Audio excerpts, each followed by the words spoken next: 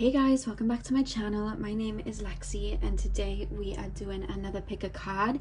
Today's pick a card is what was your past life like and who were you in a past life? So how I'm doing this, guys, I know we have multiple past lives. A lot of us have had many and many, not just on Earth but other places. I'm going to try and garner it more towards the last life that you had, so the one before this one. But what Spirit told me is that if there is a certain life that you could really benefit from knowing about, they probably will mention that. Like for example, normally if I ever do past life regressions, the life before this one doesn't really show up, but the one before that has come up in a few of them for me, you know. So it's like be wary of that. And they're also letting me know as well before I start that I may even pick up on more than one of your past lives. So if I'm mentioning two different, you know, scenarios, that may be why. And on top of that, remember that this is a general reading, so it's not going to resonate for every single one of you guys, but I'm going to try and get as much details as I can from everything that's coming through. So if something comes and it doesn't resonate, then just let that flow by, and then when something comes and it really resonates with you and clicks, then you know that's your message. But yeah, let's get in. So we have 4 piles for you to choose from. The first pile is the black obsidian with the clear quartz chips. I do have a new spotlight lamp coming, guys. I'm just waiting on it turning up. But yeah, pile number 2 we have aquamarine crystal. Pile number 3 we have the blue Caribbean calcite crystal, and pile number 4 we have the clear quartz. I completely forgot the name then. So guys, see which crystal you are drawn to. The timestamps are going to be in the description box, and I will see you guys at your timestamp. Pile 1, welcome to your reading. So we are going to be taking a look at what your past life was like. So like I said in the intro, remember that this is a general reading, so just take the messages that do resonate and take the and leave the messages that don't. And remember, I could be picking up on, you know, multiple different past lives that you've had in the reading, but I'll try and get as much details as I can. So pile number 1, spirit guides, can you please tap me in to pile number 1's collective energy?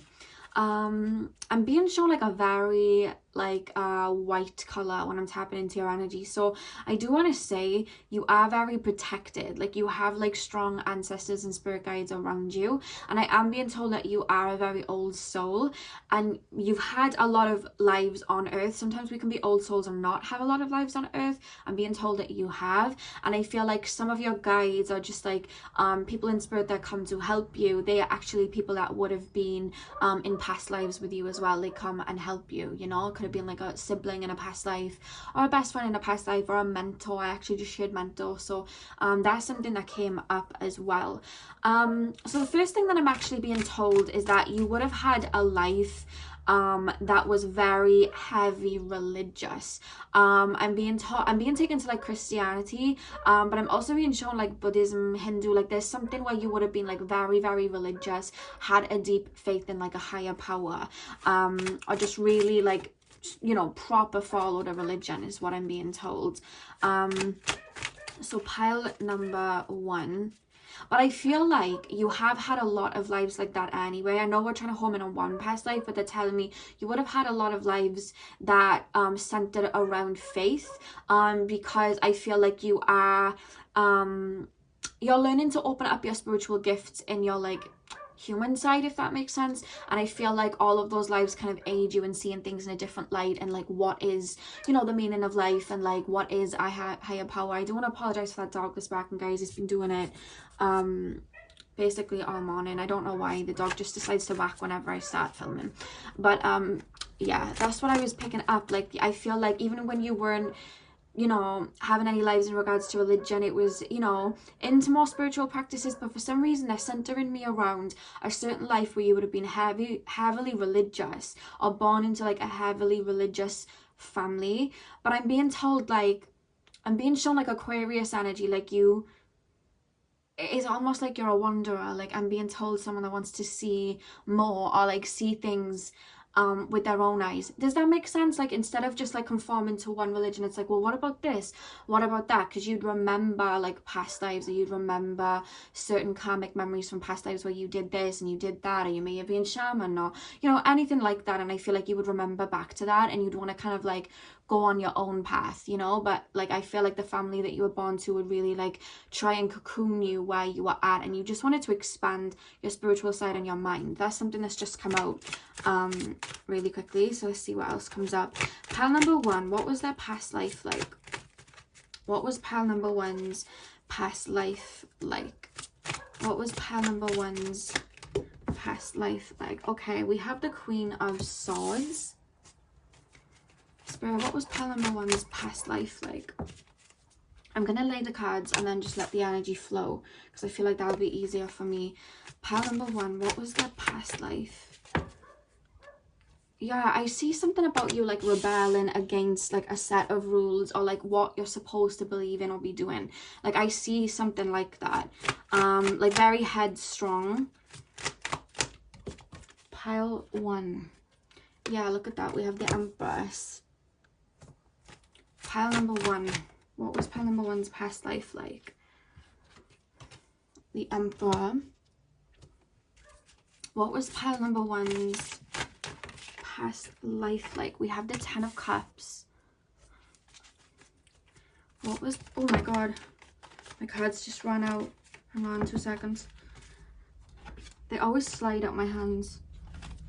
Pile one. What was their past life like? There's something very rebellious about your past life, where people wanted you to be something, you wanted to do something else. I'm not saying you were like Troy Bolton wanting to like sing in a musical, but their dad wanted them to play basketball. But like, you know, like there was something like you just wanted to like break free of something and kind of go your own route. Look at that. Yeah, look at that with the Three of Wands and the Ten of Pentacles, and we have the Ace of Pentacles here. Okay, so what I'm actually being shown in regards to your past life, you guys, is like I said, you're a very much an old soul, and I feel like you have been developing your spiritual gifts a lot. I'm hearing that you guys are carrying gifts from your past life, especially like the clairs, like clairaudient, clairvoyancy, but they're showing me clairaudient, and they're showing me like a bowl of water, and you're scrying. I don't know whether you've ever heard of that. It's when you just basically look into like a mirror, or like a black obsidian mirror or water, and you scry, you like look for, you get like visions. I used to do that a lot when I was like developing my gifts, and I just got shown an image of somebody do that. So I feel like a lot of your lives before the one that I'm connecting to now, which would have been the one before this one, I feel like you were developing those spiritual gifts. But what I'm actually being told is your last life, I feel like you were born into a situation where everyone kind of did things by the book. Everything was very you know, kind of like rule based. We have to believe in this, we have to do this, you know what I mean? We have to believe in, you know, this religion, and we don't, you know, we don't stray from it, and we have to act like this. Maybe I'm also being, I don't know whether it's like an arranged marriage or something like that, or I'm just being shown like parents saying that you have to do this or have to do that, or like something about like a relationship, or maybe there was just like a lot of pressure, like, okay, you need to be, you know what I mean, married very young, you need to start having kids. Like, it was very like that, and there's just this energy about you where you were like, no, like, I don't want to do that. And I feel like you would remember certain karmic memories. They're even telling me celestial memories. Like, I just feel like you would have like looked up at the stars, and there was just so much like wonder there that I'm picking up on, and you would have like connected with the spirit, not really knowing that it was connecting with spirit necessarily in that life, but there's just this energy of like, I know there's more and I want to get out there, but I'm like in this particular position where I have to kind of like do what I'm told, you know what I mean? It could have even been that like you didn't have like a lot of money for some of you guys, and maybe you had to work for someone, because I'm actually being shown somebody like cleaning someone's house and stuff, and then like trying to make like ends meet, but like wanting to travel. It's like you're looking at the world like, I know there's more, I know there's more to this physical world, or I know there's more to this world in general, you know what I mean? I want to go and see this, and I want to go and see that, I want to I want to just kind of like take charge of my own life, you know? And I just feel like there was a lot of pressure for you to kind of conform to what the norm was. And I see you with the Seven of Wands and the Empress really breaking out of that, because I feel like whatever it was that you were conditioned into, it was, you were taught that to pray, you had to pray to something outside of you, you know, something externally. If you wanted to find love, you had to be in like a relationship. There was nothing taught about self-love. And like, it was, the way they're making me feel is like it would have been absolutely absurd for like someone to stay single and go roaming the earth, you know what I mean, and seeing what's out there. Like, you know what I mean, you could have even been someone that literally created something and was the first person to do it, that seemed completely out there in your workforce. Because I don't know why they're showing me airplanes, I don't know why, but they're showing me that. Who knows, one of you guys could have been Amelia Earhart, I don't know. But that's what I'm like picking up here. Like, whatever it was, like there was a lot of people against you, and even like your spiritual strength was completely heightened, but I feel like what you were learning was internal strength in that lifetime. And I feel like a lot of people may have put you down or try to make you conform, try to scare you into conforming, like try to maybe even try and bully you. But I'm just seeing someone standing there headstrong, believing in themselves when everyone is like, no, you're going the wrong way. Like, I just see someone like, no, I know what I'm doing, and you know what I mean, I'm gonna listen to my intuition, because that's a big test of strength. And I feel like that's something that you were learning in your past life.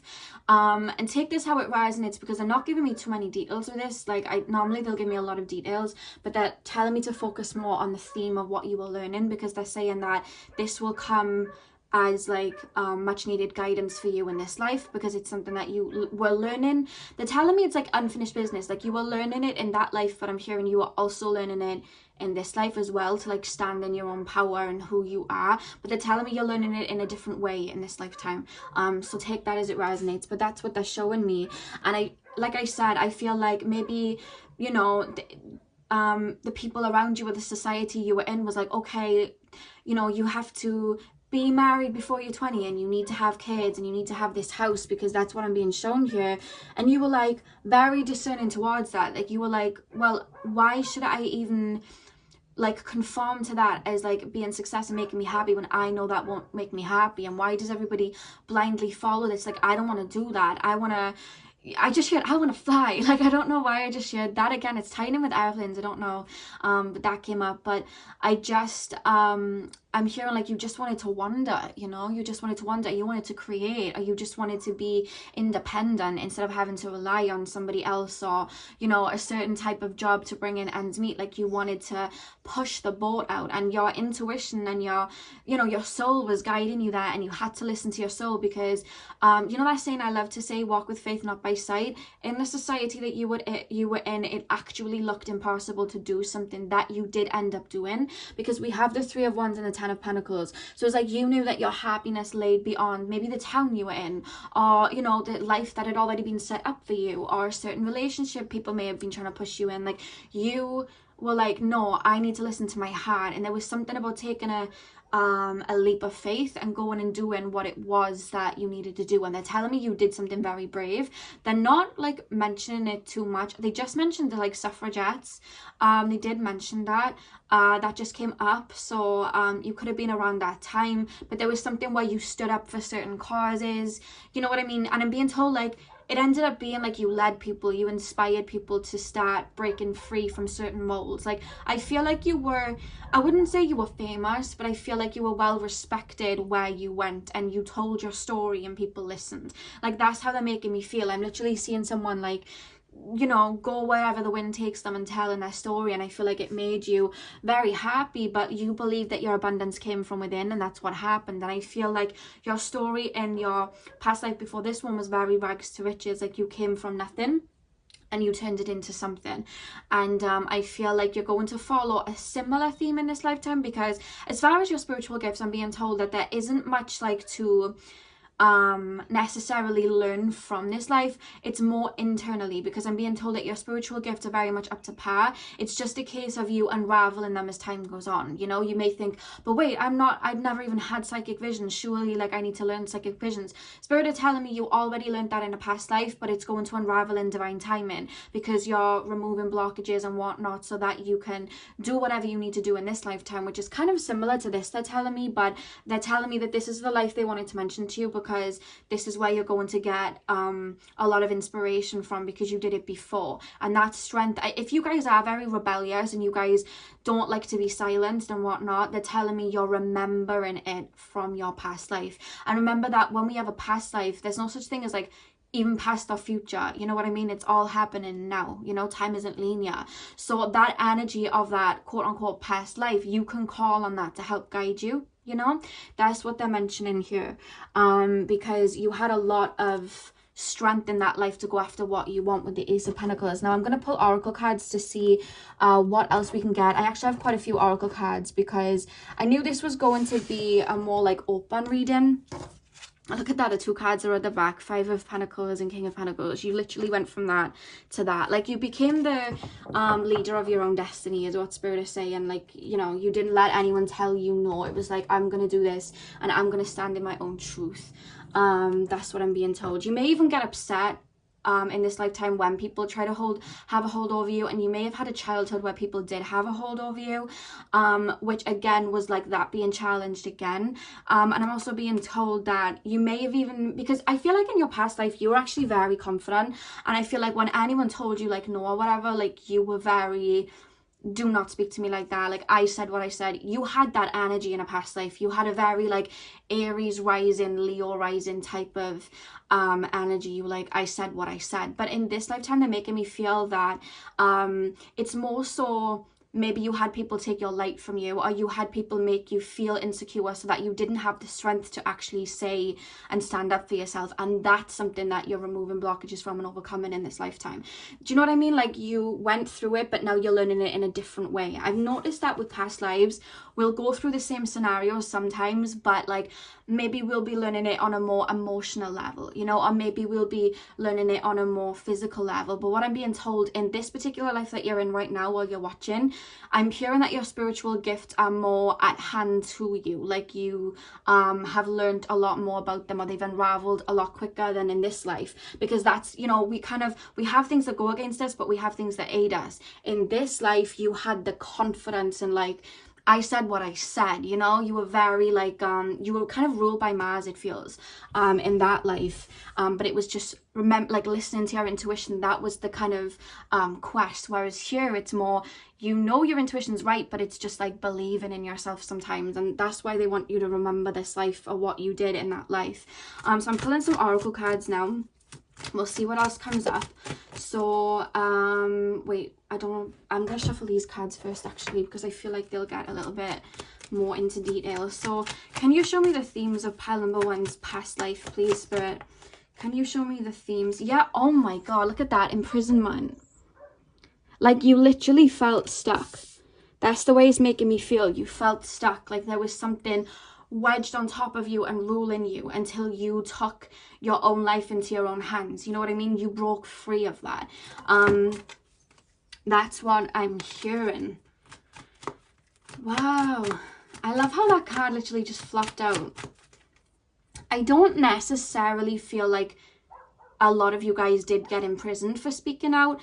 I am hearing that maybe some of you were, you know what I mean? You know how it was back in the day, you couldn't say anything, they would just lock you up, call you a witch, whatever they wanted to do. But you know, it could even have been like spiritual work, you know what I mean, and they called it witchcraft. I don't know, but I'm just being told some of you guys may have been reprimanded, but it just didn't stop you. If anything, it made you want to fight harder, you know. I almost feel like you were speaking up for people that were oppressed as well. I am picking that up for you guys. Like, you were some sort of leader for sure, and you wanted to help people like break out of their like conditioning they're making me feel. It's almost like you were awake in that lifetime trying to wake other people up, you know. Yeah, look at that despair. I feel like there was a lot of that. They're actually playing me Had Not Life by Jay-Z.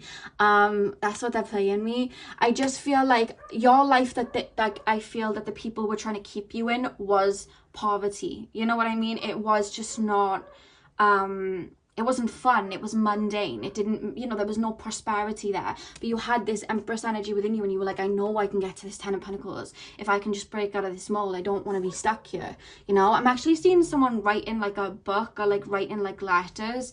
I'm not sure what for. Maybe you guys used to manifest even writing letters, or writing, you know, things down on a piece of paper. I'm literally being shown someone writing things on a piece of paper in quirls, and then like burning it on a fire, and like speaking the words out, like literal manifesting. So you would have been open to that, or something like that in that lifetime. Okay, that card just ran away. Okay, so we have lovers. I'm actually being told that you did have, they show me the number 3, so I feel like you had 3 significant like lovers in that lifetime, which again, like back then it was more like you had one and that was it. But I just feel like you had 3, because I'm being told you moved about a lot, you know what I mean? And they like taught you different things. You really looked at people like they were a mirror, and you were learning, and you looked, and I'm literally hearing Miley Cyrus's song Midnight Sky when she sings I was born to run, I don't belong to anyone. Like, you were very independent, you didn't want anyone to hold you down. So I feel like you had people, but it was like you'd kind of, it's like Mamma Mia, you know, when she has the 3 guys that she sees, that's what they're showing me. It's almost like that, like you were really prosperous, and you just, you know, you weren't trying to like be tied down to anyone, because you just wanted freedom. But I'm hearing you wanted freedom for all, because you were a very big humanitarian. It wouldn't shock me if you had a lot of Aquarius in your past life. So if you look at your draconic chart, which they say is like the chart of your past self, sometimes they say it's more your higher self. I believe more higher self, but they're showing me draconic. So whatever you believe in there, they're showing me Aquarius. You could have had a lot of Aquarius in your draconic chart. So one more of these cards, and then we move on. Pile number 1's past life. They keep showing me like Amelia Earhart. I don't know why they keep showing me her like flying, but they're not showing me like her actual image. They're showing me it from Night at the Museum. I don't know whether you've ever watched it. I think it's the second one. And the guy, I think his name's Larry, he sees Amelia Earhart, and she like flies with him and stuff in one of the planes. But they keep showing me like her. So I don't know why they're referencing flying, but I guess that may make sense for some of you guys. We also have sudden wealth as well, and that's going right underneath the lover. So I don't know whether you met someone that had a lot of money. That's how they're making me feel with this. This would literally be for like 1 or 2 of you, but I do see something like that. But they're telling me to look at the 10 of Pentacles here with the sudden wealth as well. Like, I feel like you manifested a lot. You brought a lot in, you know? And I feel like there were people trying to track you down, because what you were doing was different. People back then, they didn't like different, you know what I mean? They wanted everyone to conform. I do feel like there was like either jealous people or people trying to track you down, but you were always on the move. I don't know why. I feel like you were either sought after, or you may have had people trying to chase you. I don't know, like that's what I'm being shown. And we have message of concern at the back of the deck. That's why they're making me feel like that. I don't know whether you know, you had certain friends or whatnot. I'm actually hearing allies that would like help you get away and whatnot, and they would send you letters, because I was showing someone like writing letters. But that's what I'm getting there. Let's pull some more oracles. So let's pull these oracles, the Greek oracles. So pile 1, what was pile number 1's past life like? Okay, so we have remoteness. I'm gonna get another one as well. Wait, can you see them down here? No, you'll see them over there though. We'll put that there. We have remoteness, and one more, pile number 1. What was pile number 1's past life like? Ooh. And we have relating. Okay, so wait, what do we have on the back of the deck? We have healing.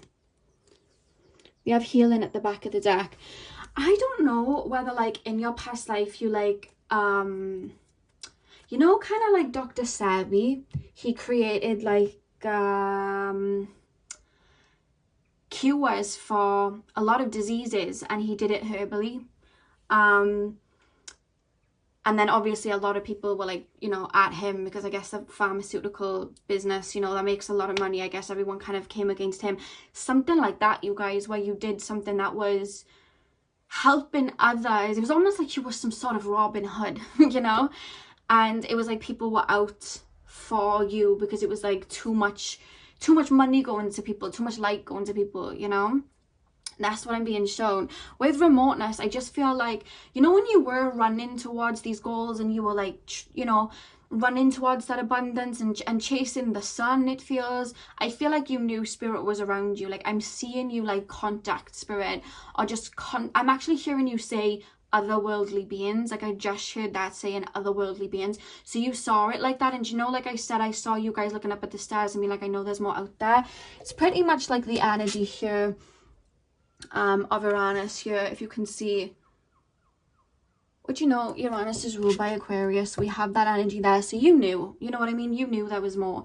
And we have relating to, I feel like you going and doing this, I feel like it hit a spark in other people to, you know, relate to that and, you know, kind of chase that wild side and want to do it too. And I feel like that's why people were, you know, that wanted everyone to stay in that kind of like conditioned mindset, wanted to kind of almost get rid of you in a way, but it was like you just weren't stopped, you know? You know, like Tupac, he spoke a lot of truth, and then all of a sudden, sadly, he's not here with us anymore. It's kind of like that. Like you were someone that brought truths like that. But when you see somebody like Tupac, or you see someone doing something so magnificent like that with Dr. Sebi, or just anything like that, like there's going to people that don't like it, because whenever there are people that are oppressed, there are people that benefit from the repressed. And it's like when people are trying to aid them, it's almost like they're fucking with the people above's money, so they come after who's trying to free it, you know what I mean? And it's like you knew that, and there's almost this Robin Hood feeling where you were just like, I'm going to help my people, I'm going to help wake up as many people as I can, because they don't even realize it, but they're like a slave to a system, or they're just not living up to their true potential, and you help people do that, you know? And you knew that it was a risk, but you loved the risk. Like you were ruled by that Mars energy with this 3 of Wands. You were like, I am going to do what I can, I don't really care, you know? That was your energy. Very like cool, you know, like very strong soul, because the way I'm being made to feel is like you didn't have many people, especially at the beginning, and you had a lot of people that were like either out for you or just very much disapproving or trying to get rid of you. Yeah, look at that. There is always enough. You were like, you know, I saw an interview of Tupac before, and he said, how are there people with like 9 houses, you know, 10 cars, and there's people that are starving? And I feel like you had such, again, Aquarius energy. You had that humanitarian energy within you, where you were just like, why are people living on like the breadline when people are out here, you know, eating good and they're fine? Why are people out here able to travel and do what they need, but then everybody else is stuck in the same system? There's enough of this energy to go around. Like I want 10 of Pentacles for everyone, and I'm gonna get that, you know? And it's like, I feel like you wanted to free people from those mindsets. That's what I'm being shown. Pile number 1. What was pile number 1's past life? Past self. Look at that. Reclaim your power. And actually what I'm being told this message is, they're telling me this is a message from your alternative life, your past life, that is this one to you. So I don't know whether someone's tried taking your power in this lifetime or something like that, but they're messaging that in the sense of, remember who you are and remember the power that you have within. Like you can move mountains just with your confidence. Don't bow down to other people because they might not like what they're hearing, or they might not, you know, like to see you win, because then that means that they're jealous or whatnot. It's like, stand in your truth. That is actually a message from your past life to say now, like, you're very powerful. Do not let people say that you're not, because like I said, in this lifetime your spiritual gifts are more at the forefront, but I feel like one thing that I feel has been a challenge for you is believing in yourself. Maybe you had people that like bullied you in the past, or people that try to take your power, narcissistic friends and whatnot, and that's something that you're overcoming and removing so that you can bring your abundance out there in this lifetime too, because you're going to have a similar kind of story to this, where you know, you chase your abundance elsewhere and you bring your gifts to people and you teach people to free their minds, but it's a different challenge, you know what I mean? It's a different challenge. And your past life is very much saying to you with this card, this is more to you, like, reclaim your power and remember who you are. This is why this particular lifetime showed up for you. So pile number one, who was pile number one in their past life? Who was pile number one? I just heard a warrior, and I couldn't agree more with the energy that I'm being told. Like, you were so for people. You were like completely selfless when you gave to people and you helped people rewire their brains, and you know, you help people remember who they were, and you just gave to people. Like, that lit you up and that made you happy. Like, you were one of those people. And we have time to heal, and we also had healing at the back of the deck here as well. So we have two lots of that energy. Let me grab it. We have too much of that healing. So it could have even been something in regards to healing. You know what I mean? It could have been like you were working as a shaman, or you were doing Reiki healing, or you were healing people with words. Maybe you were helping people, because this actually came up in one of my readings the other day. I can't remember the reading that I did. I think it was your psychic powers. And one of the piles, it was talking about how they may have tried to help people understand people in like mental asylums better and things like that. So you may have tried to heal people where, you know, back in the day, you know, you had any sort of mental thing going on, even if it was like anxiety or something like that. If you spoke about it, they just kind of like lock you away. They wouldn't deal with it very well. Whereas I feel like you had this energy, like, let's help them. Let's try and understand, because we can talk through that. We can work through that. Like, you were really for that. And I just feel like your presence was healing as it was. You know what I mean? You were just a very healing person, and I feel like the thing is, when we do wake up and when we do unravel, even just planting that seed, it's healing, because we start to remember who we are, and we're able to sort out all of what we've kind of put away in a box. And I feel like that was kind of your point of existing. It kind of makes sense. You were here to plant seeds in that life, the same way that you are now. It's kind of like the same mission but different challenges. That's how they're making me feel. In the back of the deck, we have be generous of spirit, and we have the lion spirit. You were very courageous in that lifetime, and that same courage still lives within you now, they're telling me. But I feel like you have, I don't know whether you have a lot of water in your chart, because they keep showing me Scorpio, Pisces and Cancer, or sometimes you have trouble grounding in this lifetime, and that's something that you're trying to remember to bring back. They keep saying red jasper, red jasper, red jasper, so maybe get yourself a red jasper if you know, you're being called to that. But with Be Generous of Spirit, I just feel like you have these gifts. I really do feel, and even if it's not like psychic gifts that you feel in this lifetime, you just have a gift of healing in general, because like I said, that's something that I see that you've worked on in many lifetimes, and you're here to work with spirit and aid humanity just like you did in your past life. You're still here to do that. So that is the message coming through from that. So I'm going to pull two more cards, you guys, just to see what else comes through. So two more cards, Spirit. What was pile number one's past life like? What was actually, do you know what, I'm going to ask messages from your past life self, because these are more like guidance cards. So I'm going to do that instead, because they just kind of garnered me to that question. So guidance and messages from pile number one's past life self, to kind of aid them in this lifetime. Okay, so we have three cards actually, and I'm going to use them. I wasn't going to, but I'm going to use them. So the first one we have is apples. To taste, one must swallow it whole, and beneath the satin flames hides drowning waters. So with apples here, what I'm actually being told is, you know, like in Snow White, and Snow White trusted that queen, you know, she trusted her, and then the queen decided, well, she not only tried to get someone to kill her, but she also dressed up as a witch and gave her this like rotten apple so that she'd like fall into a deep sleep forever. Now, why did that witch do that? What was she like overwritten with? Jealousy, you know, because Snow White was the fairest of them all. I do feel like you have had people in this life that have seen your light. You know, like Snow White, she was very sweet. She reminded me of like a Cancer energy. She was very sweet, very loving, very nice soul, it seemed, you know, for a cartoon. she had that innocence to her and that beauty to her, and just that love, you know, in her, it seemed. You hold that, you know, because you are very tapped into your spiritual self. There have been people that have seen your gifts even when you didn't see it for yourself, saw what you could be even when you didn't see it within yourself, and tried to poke that out of you, make you stay small. I do feel people have done that to you in your past life. Not past life, in this life, I feel like you have had maybe codependency, you know, like issues with relationships or friendships, or people that have really tried to control you. I feel like you may have had like either parents or friends that have tried to control you, more so mentally, so that you stayed in a box and you didn't shine too bright.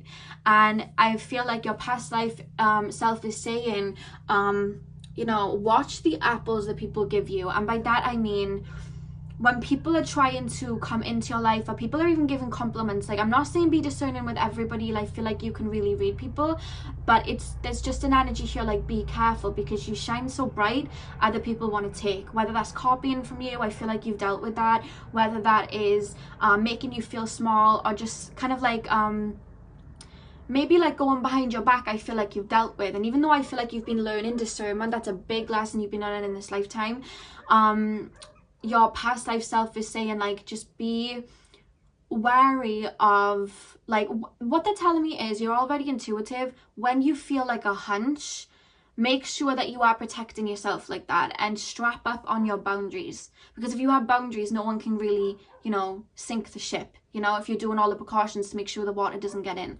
So make sure that you're putting in boundaries, because there are people that may be trying to deceive you, more so because they see your light, or they want to be just like you, you know, and they want you to look at your spirit guides are saying this, like, look at yourself through the eyes of the people that are trying to copy you or take from you. Like, that's how they're seeing you, like, you know what I mean? It's kind of sad in a way that they'd see you as a threat, or they'd see you as somebody that is like above them, when they could just look within themselves and stand next to you.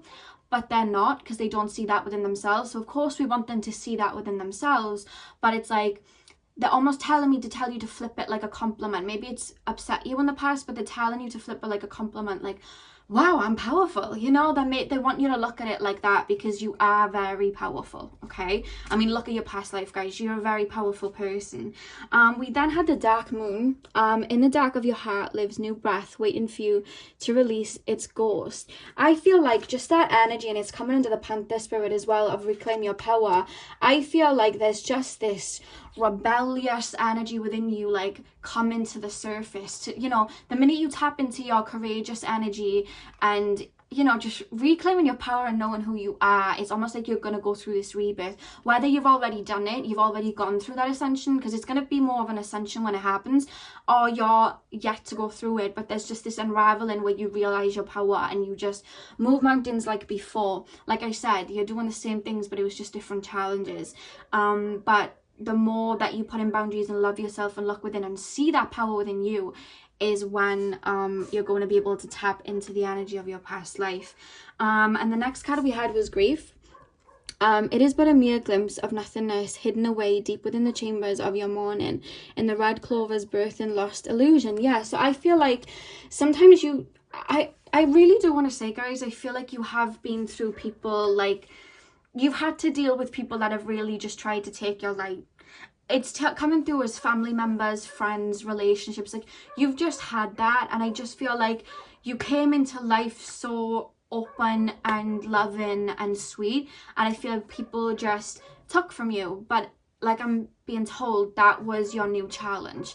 To when we lose ourselves, when we lose ourselves, when we find ourselves again, we come back kicking 10 times stronger, you know, because we know what it was like to reach those black bottom, and it creates this internal strength where we claw our way back up. And I do feel like you've been through something like that in this lifetime, because that was your kind of journey.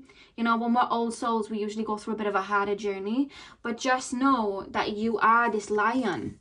You know, you are this lion, and like I said, you have such strong gifts within you, and it's your time to shine. And I feel like there are people that may not be wanting to see you shine, you know, because how are they going to compare to you then? But that you don't want that to stop you, you know. Don't try and please others. Get out there and do what you are being called to do, even if it's different, because you have the power in you to move mountains just like your past life. On the back of the deck we have candle magic. Speak your breath into its velvet, recite along its spine all that you desire, all that which will unravel. See? Oh my god, something just crackled behind me. That just made me shook because everything was very quiet, and now I have like pins and needles on the side of my head. So there's definitely spirit present with me right now, to be honest with you. Like I said, I do feel like you have a very strong spirit team around you. But this energy right here, I just feel like whatever you say, it's going to come to fruition.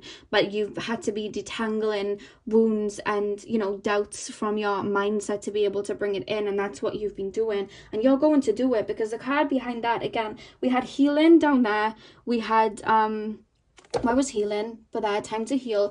We also have healer right here as well. So I do feel like you have that energy within you of a healer. You have this beautiful bright energy, and like I said at the beginning, you have this beautiful white aura around you, which is a lot of spirit guides coming to look after you. And now it's making sense. They're telling me the people that are helping you in this lifetime are repaying the favor in spirit because you helped them in that lifetime break through of their limited minds. That's literally what just came through. The reason that you have the normally, like, I won't mention something like that because sometimes I think you may already know it, but I felt called to say that earlier on in this reading, and now it's kind of coming full circle. Do you see that? The souls that are around you from past lives where, you know, they would have been siblings or mentors or things like that, they are coming through in this particular lifetime as spirit guides, and, you know, just like coming through to help you because you helped them in your past life. Or even if you just have a friend that helps you out of nowhere, or like, you know, like you have someone that come and helps you in your time of need, or, you know, someone that like relays a reading to you or has something like that, you could have helped them in that lifetime. And now they're coming back to repay a favor. Maybe somebody does Reiki healing on you for free one day, or maybe somebody gifts you some money. Little blessings like that happen because they're repaying you from that in that lifetime. Stuff like that does happen, and I'm being shown like that's what's happening in this lifetime when you do get someone that does a little good deed to you, or you just, you know, little members of your spirit team and spirit guides, they're coming through to help you on this journey because you helped them. Wow, that's beautiful. So pile number one, that's all I have for you guys. I really hope that you enjoyed this and it resonated. Hit the thumbs up and comment down below if it did. I'm sending you guys all of my love. I hope you have a beautiful morning, afternoon, evening, whenever you're watching, and hopefully I'll see you guys in my next video. So thank you guys for watching. Hey pile 2, welcome to your reading. So we are taking a look at what was your past life like. Who were you in a past life? So like I said in the intro, guys, remember whatever message comes through that is for you, you can take that, and then whatever doesn't resonate you can just leave, because there's going to be a lot of you guys watching this. And like with pile 1, they were more telling me like a theme of what was being learned in that lifetime, so that will probably come up for you guys, but I'm just going to keep it open and just see what comes through. So spirit guides, can you tap me into the collective of pile number 2? What was pile number 2's, oh goodness, what was pile number 2's past life like? Who was pile number 2 in their past life? Spirit guides, tap me into the collective of pile number 2.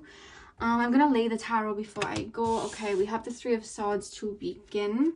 I did just share widow, like really quickly. I just shared widow. That will probably be just for a couple of you, but that just came through. Pile number 2, what was pile number 2's past life like? We have the King of Pentacles. Pile number 2, what was pile number 2's past life like? We have the 4 of Swords. We have the 6 of Wands. Pile number 2, what was pile number 2's past life like? It'll give me a second to like tap into the energy. It did with pile 1. It gave me a couple of minutes to just like shuffle in, to really like scrape and get into it. We have the Queen of Wands. Pile number 2. Ooh, we just had a card just drop out. We have the 2 of Wands. A lot of Wands energy here. Definitely a very, oh god, definitely a very passionate individual in this particular lifetime. But what towards? Let's get deeper. Pile number 2, what was pile number 2's past life like? We have the 2 of Swords as well, and we have the back of the deck, we have the Star energy. Okay, straight away, Spirit are showing me painter, like they're showing me somebody painting. I'm actually being told you were very artistic in your past life.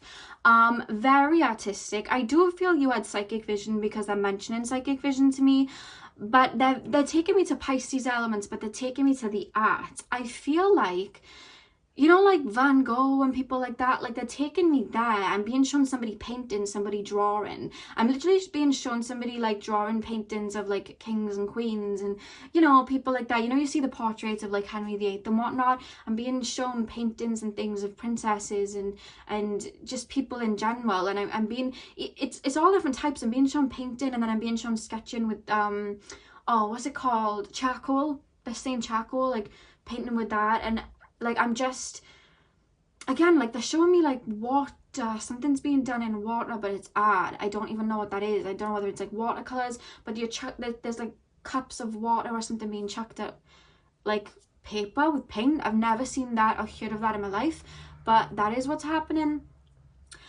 So that's very much coming through. I am being told that you had a very different styled job in this particular lifetime, or like what you did for money or how you moved, it was like different.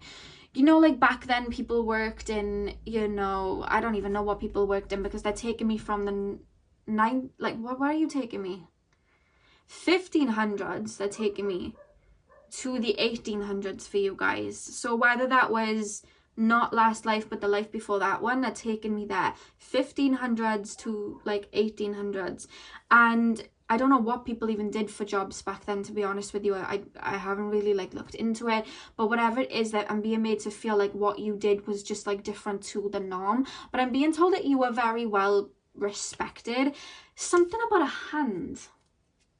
I don't know whether someone's hand came off or something like that. Oh my god, wait, this is actually like, okay. You guys drew and paint, and I don't know whether you were very well known, but they're making me feel, you know, they did some weird things back in the day when people did pass away, but I don't know whether somebody kept like a hand of yours because you drew and painted. That is so bizarre, but I have to honor what I'm being shown, and I'm being shown someone keeping somebody's hand. Very bizarre, you guys, but that is something that came through. I've never seen anything like that before in my life. That would literally be for one of you. So whoever that is about, if you feel, you know, weird about your hand, and you have a very artistic hand or whatever, it could be you, but that just came through. But I feel like you're very artistic in this lifetime and very creative. I feel like you did that in your past life. I feel like that connected you and opened you up to spirit. And it's funny because when I was thinking of like past lives, I wasn't so much thinking that spiritual or like psychic abilities would come through, because sometimes they were a lot more closed off. But the way that I'm tapping in, and even when I think of my past lives, like there was a lot of openness spiritually. At least a lot of people that are drawn to the spiritual community because they're remembering it from their past lives, and I'm seeing that from you guys. But I do feel like you may have been some type of prophet as well. Like, I don't think it would have been like a well-known prophet, because what I'm being told is your legacy was more with your art. They keep taking me to art, but I feel like you would make predictions or you would do something. But it wasn't like pile number one where they were like healing or anything like that. It was more like actual premonitions, actual psychic abilities. When was the Great Fire of London? Because I'm seeing someone like prophesying it, like London's gonna like engulf in flames. Like I see somebody having a vision of it. Or even if it wasn't the Great Fire of London, it was somewhere where there was a big fire. I'm not too clued up on, you know, where fires were in the world or anything, but I am being shown like someone almost like prophesied in it. So you would have had psychic abilities. I feel like maybe you would have wrote them down, and a lot of them did come to pass, but I feel like it was very kept under the radar. You know, you were very artistic. A lot of Pisces energy coming through here. I am picking up a little bit of Aquarius, but it's more so Pisces. To be honest with you, it's funny because I would have thought like when we would tap into past lives there would have been some hardships, but I'm not necessarily seeing that there were many hardships for you in this life that they're showing me, because I feel like you very much believed in the power of thinking or believing something into existence. I don't know why, I just feel that for you. Like, or maybe your just soul knew it, you knew it subconsciously.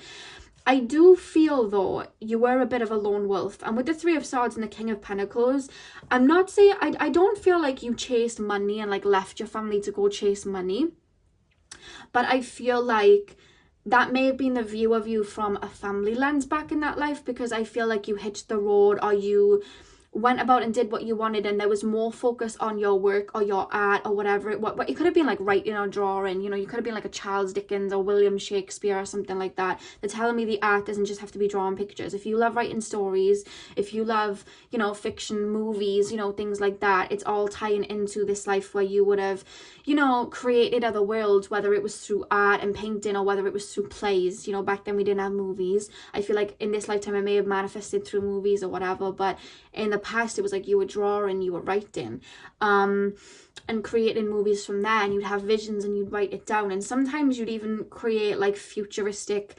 paintings or futuristic like novels. They're telling me novels. They're literally saying novels. But whatever it was, I feel like you were very focused on that, and you weren't so much focused on having like one-on-one relationships with people, like having, there's something about you that would have been like a secret about you. So it could have been like you had a child but you hid that you'd had a child.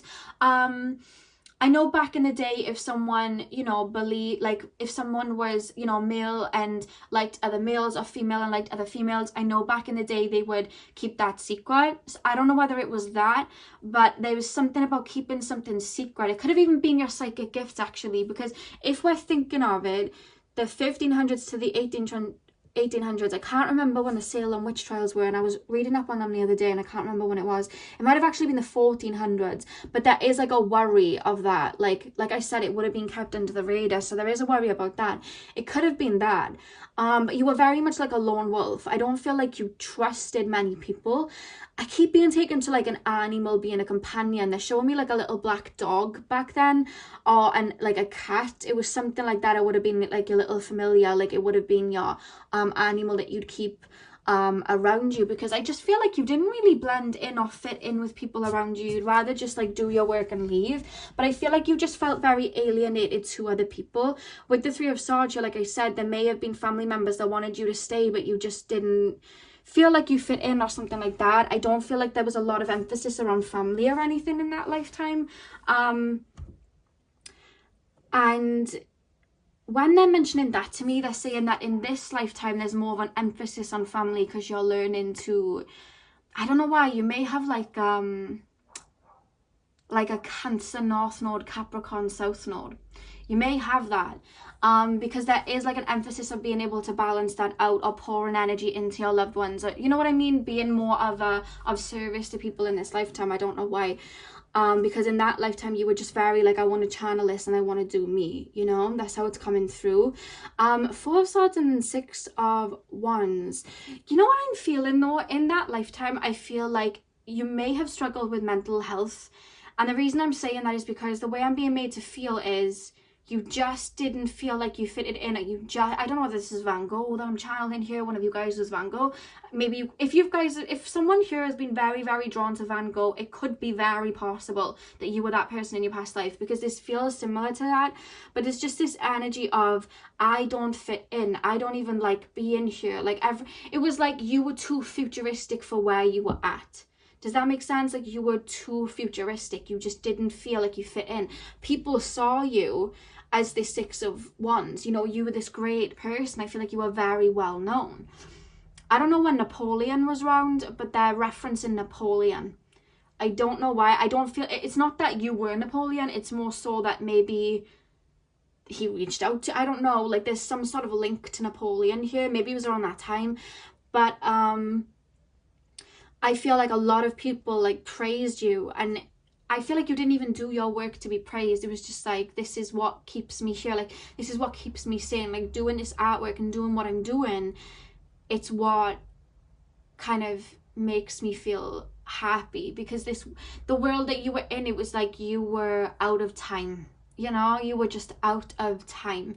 I feel like you had such big visions and they just hadn't, you know, come out yet. You know what I mean? We we didn't even have electronics or anything like that. I think you would have been right in your lane there, you know what I mean, making movies or whatever and being yourself and being more authentic. But it was almost like you had to put on, you did your work, people praised it, but you just didn't, it was hard for you to relate with other people. That's how I'm being made to feel, like you just felt alien to other people. So I feel like with the Four of Swords here, it's like you'd, you know, a lot of your life, like you'd come out and you'd put your paintings out there or your work out there and you'd get it out there, but then you'd kind of like go into your shell and like people, you know, it was almost like you were Banksy, you know, people never knew who you were. You were just, you know, moving about, putting work out there, people were commending you, but it was just like there was a double life because people saw you as having this like lavish lifestyle, like you just being this amazing, you know, like they look at singers, you're like Britney Spears, everyone's like, whoa, Britney. When we actually look at what's happening with Britney, she seems very lonely and isolated. It was very like that, like you just didn't feel, it could have been music that you were composing as well. If you're drawn to music, it could have been music that you were composing, but that was the only thing that helped you channel and feel at home. When you went, you know, back into your shell, I feel like you would feel lonely, but not in the sense of I want to be around people. It was like I don't really belong here, like this just doesn't make sense. I could it was like you had so much wisdom to talk to somebody, they just wouldn't have got it back then. And I just feel you felt out of time, you know. That's what I'm picking up from that lifetime. But you were so gifted artistically, you were so gifted spiritually. Like I do feel like that it was either an invention you made or just work out there that was well known, you know. So we have the Eight of Wands and the Queen of Wands. Like I said, I feel like you had very good manifestation skills, but the funny thing is that not that they were dominant, that you didn't use them, because, you know, your artwork got out there. I feel like you very much had everything that you wanted luxury wise, but that didn't make you happy. Like you could manifest whatever you wanted in, but it was almost like you wanted out in a way, you know. It's kind of sad like that, but that's what I'm picking up. Like you just kind of felt alone or isolated, and it was like I just don't even see, I don't know, it's kind of making me sad. Like you just felt, I'm just gonna say out of time, that's how it felt. But you were so gifted, you know, you were so gifted.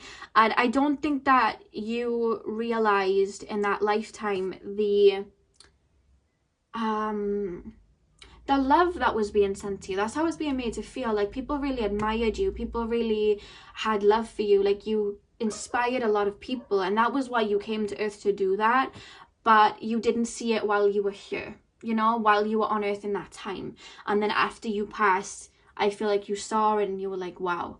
And with the Two of Wands and the Two of Swords, I just feel like with the Two of Wands, this was you. You saw so much potential in what the world could be. You saw what other people didn't see, but it was like, how did you share that with people that weren't on that same wave, you know, because people weren't like that back then. And I feel like with the Two of Swords, people had that energy of the Two of Swords where they just weren't, you were very woke in a society that was very much asleep. And even though they loved your artwork and whatnot, it was like, I know that there's more to life, you know what I mean? You felt like an outsider, like looking in with this Two of Wands, like that's how you felt. And I feel like people just weren't on your level like that, you know. You didn't have a lot of people around you that saw life like you. But I feel like your introspection and your introvertedness, it actually aided your psychic gifts, and it actually aided your artistic gifts. And I feel like everything happened the way that it was supposed to, like that. But with the Star card here, I just feel like there's something that you did that kind of had a rippling effect. You didn't even realize that you were doing anything different at the time. Again, maybe you were right. You could have been, I wouldn't say Charles Dickens because he wasn't around that time. Maybe someone like William Shakespeare or something. But whatever it was that you did back then, it had a rippling effect. It had like a reset. Like people saw things in a different way, or it opened the doorway. You know, we have movies today because people in the past did plays. Had people in the past not invented plays and done them, we probably wouldn't have had actors like that to aspire to and then, you know, create movies. So there was something that you did that started a chain reaction into what we enjoy today that's all over the world. But it was like you were one of those first people that held it down. So I don't know whether it's a type of art. Could be like they're showing me clay, it could be something like that. Again, they were showing me water being thrown at a like a canvas or something, but there was something that you invented or a play that you did. Who knows, you could have been William Shakespeare too, you could have been Van Gogh, you could have been someone like that. But whatever it was, I feel like you really invented something pretty great and you didn't realize it. A lot of legends, they don't realize that they were legends in the moment because they're out of their time. They pass over and it's like, wow, you know what I mean? Wow. When we look at people that have made music and they seemed out of their time, that have crossed over, we think of like Tupac or like Amy Winehouse, you know, people like that. I feel like you're very, like, it almost feels like you're still known though in this lifetime. Like, even if it's not huge, some of you guys are maybe more known. Some of you guys, it's more so just in the country that you were in. They just said Switzerland and then they said France and they said Germany, but that's what I'm being told. Like, whatever it was you created, it had a rippling effect, and that's why you came to the earth, you know. Pile number 2. What was pile number 2's past life? Like, these are going so deep, but it's, yeah, look at that. We have wealthy man. I feel like you were very wealthy. It acquired, you know, you acquired a lot of wealth with this King of Pentacles, but money just wasn't what you cared for at all. It's almost like you had the money and then you just like go and buy more things to create your art with. It was like, I don't really care to have a palace and like all this food. Like, you know, you were just like, I don't care for any of that. Like, I don't care to be able to buy myself a nice outfit. It's not something that I'm really focused on. Like, I just, you know, it just didn't mean anything to you. Whereas people looked at you and celebrated you. Like, this King of Pentacles is like, wow, I want to be just like them, you know. Pile number 2. What was their past life like? Ooh. Okay, so we have main female as well. Let me just go grab that card that just fell over here. We have distant horizons. Yeah, it's like you were... I feel like you were connecting with spirit, to be honest with you. You were looking up at the stars. You were looking at the world like you were an outsider, like an alien. You were looking at this world like, what? Look at these little people, you know, just running around and, you know, living their life day to day. Like, you know, what are they doing? You know, you just felt like that. You just didn't feel like you fit in. I'm actually being told, you know, like back then they ate meat quite heavily. I'm being told you might not have ate meat. Like, either it just didn't like agree with you, or you just didn't energetically feel like you wanted to. But with main female as well, I do feel like you attracted, that's what I'm getting from this card. I feel like you attracted a lot of suitors, but you know, like that energy, you want what you can't have. Like, you didn't want anyone, so you attracted a lot of suitors like that because they were like, you know, they wanted to be with you, or they were so starstruck by you. I keep hearing rattling and I don't know why. They were so starstruck by you, and I just feel like you just weren't interested, you know. Or maybe because you had the money, there was a lot of people stepping towards you for your money, and you were like, no, I know why you're stepping towards me, I know why you're coming towards me, you know. That was more your energy. You know, whether it was like male or female, there was a lot of people around you that were very, like, the way your higher self is using the word, they're saying snooty. I never use that word, but that's how they're saying it. And I just feel like you weren't about that. You know, you weren't about that at all. I feel like you might have got invited to like dances or things like that, and you were just like, this ain't it, fam. Like, this is not what I want to be doing. Like, this is just not, no. We have gift. And I feel like you had the gift of abundance in this lifetime because I feel like your psychic gifts and your connection to spirit was very open.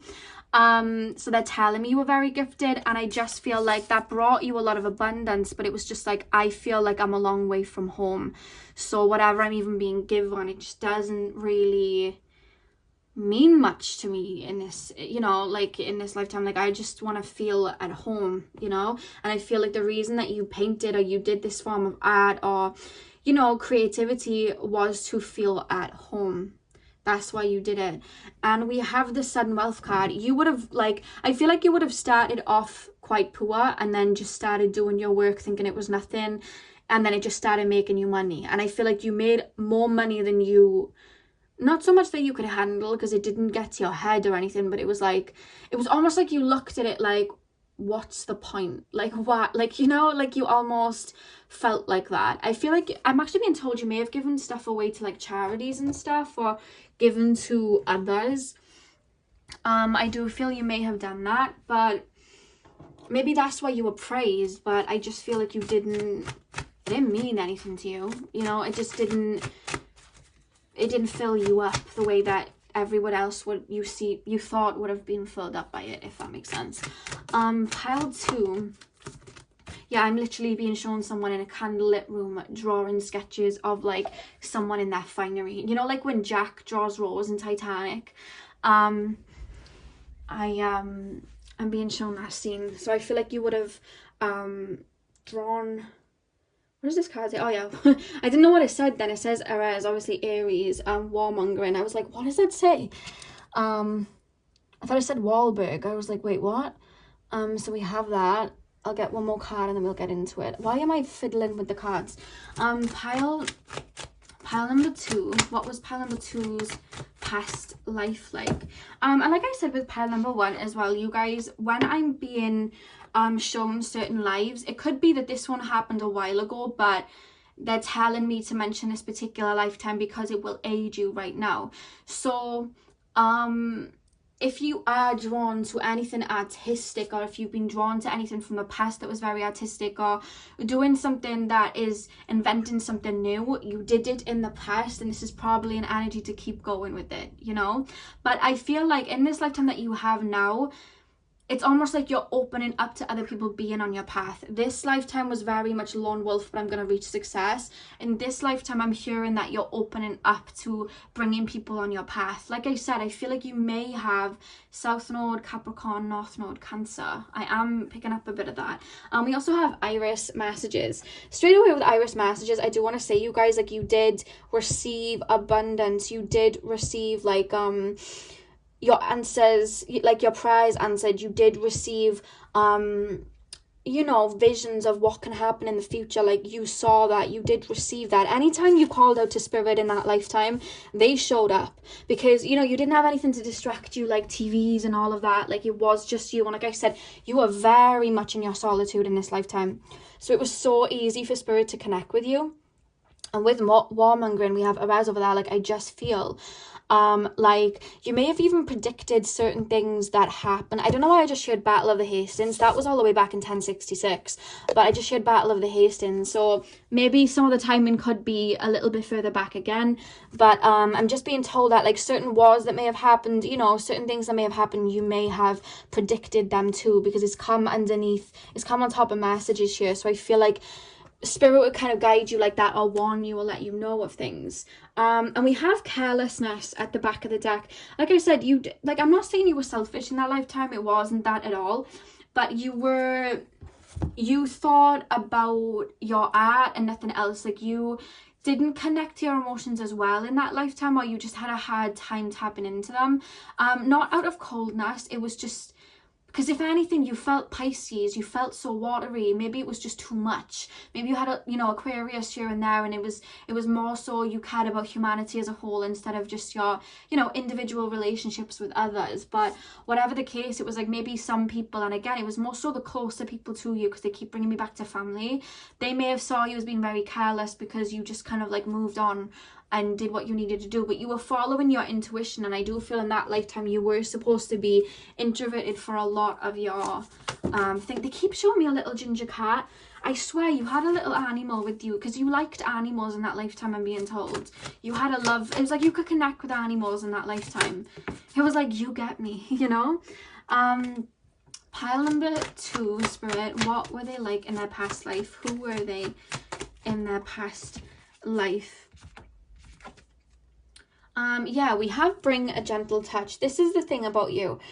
Whether you were male or female in that lifetime, it does kind of feel like you would have been male, to be honest with you. I'm picking up a more masculine energy, or it could have been just you were a female with more masculine traits. But whatever the case, I just feel like what was expected of you in that time, because again, you were around people that had money towards like the middle of your life, like late teens to... I feel like would have been like a predominantly short life for you guys, because they're cutting me off around 40 years of age. I feel like you were around people that, you know, the men were very, you know, they put down women, or they just cared for money, and they were very egotistical. That to show me how men were around you at that time, whether you were a male or female in that lifetime, it is coming through more male, because they're showing me like a figure of a male with the short hair. They're showing me the guy from Titanic again, the one that was Rose's husband, or was going to be his husband. You know, he was very like for money and just very men were like that in that lifetime, and women were very, you know, structured as well, and you weren't like that at all. So you were like, I don't fit in here, because you were so connected to the feminine and, you know, art, and it was just like, I do not belong. Like, I just don't. Why would I even act like that? Why would I even discard people like that? Why would I look at life that way? Like, I just don't fit in. There was this feeling within you, you know. You were just like, why you know, you just didn't like it. You were so gentle, you didn't hurt people, you know, you didn't you know, a lot back then. There was a lot of, I'm gonna say trigger warning really quickly, 3 2 1, there was a lot of abuse and whatnot in that lifetime, and I feel like it's almost being made to feel like it was normalized, or it was just the norm, and you were like, no, like, this is just not, I don't like this. You know what I mean? I just don't like this. There was exploitation of other human beings, and you were like, this is wrong. Like, I just don't like where I'm at right now, you know? You just kind of put your head into your work, and just like put your head in the stars, and that would make you feel like home. You just didn't feel like you fit in. That's how I'm being made to feel. But it was more so for your psychic development and your artistic development. Like, your soul chose to do that to gain that wisdom. You know, we go through certain lives. There's no mistake in why we choose to come into that life and things happen. That was why you were doing it, to kind of develop these gifts. Yeah, we have overcome any obstacle. I feel like you did that very early on. I feel like you very much turned like water into wine like that. You came from poverty. Look at that sudden wealth. Like, you literally turned it into something. You had the ability to overcome any obstacle, but it was like, okay, it was almost like you had these blessings and you were grateful for them, and being shown you being grateful for them, but it was like, okay, but I just don't belong. Like, I can't shake off this feeling throughout this whole reading of I don't belong, you know? And I feel like in this lifetime, you may have even had those same feelings come from that lifetime, because obviously you're the same soul. You'll still have that energy. But what you're learning to do in this lifetime is, you know, a lot of people are starting to wake up in this lifetime, and a lot of people you're going to find in this lifetime are going to be just like you.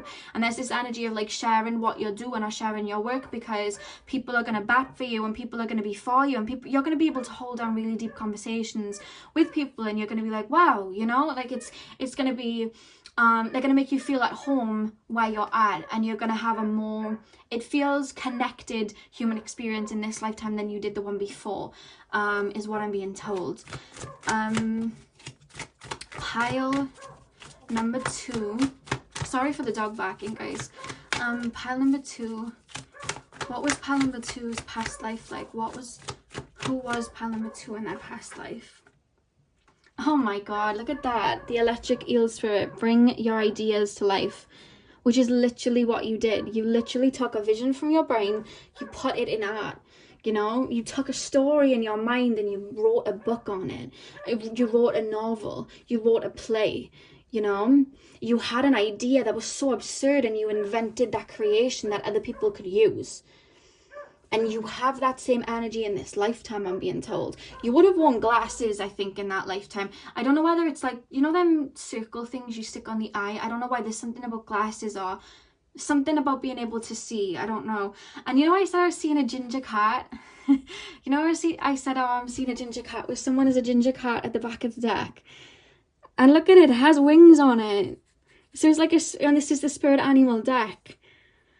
Oh, it could be the same kind of like energy from that, you know, animal that was in that lifetime as a companion. You may have a companion in this lifetime that's the same.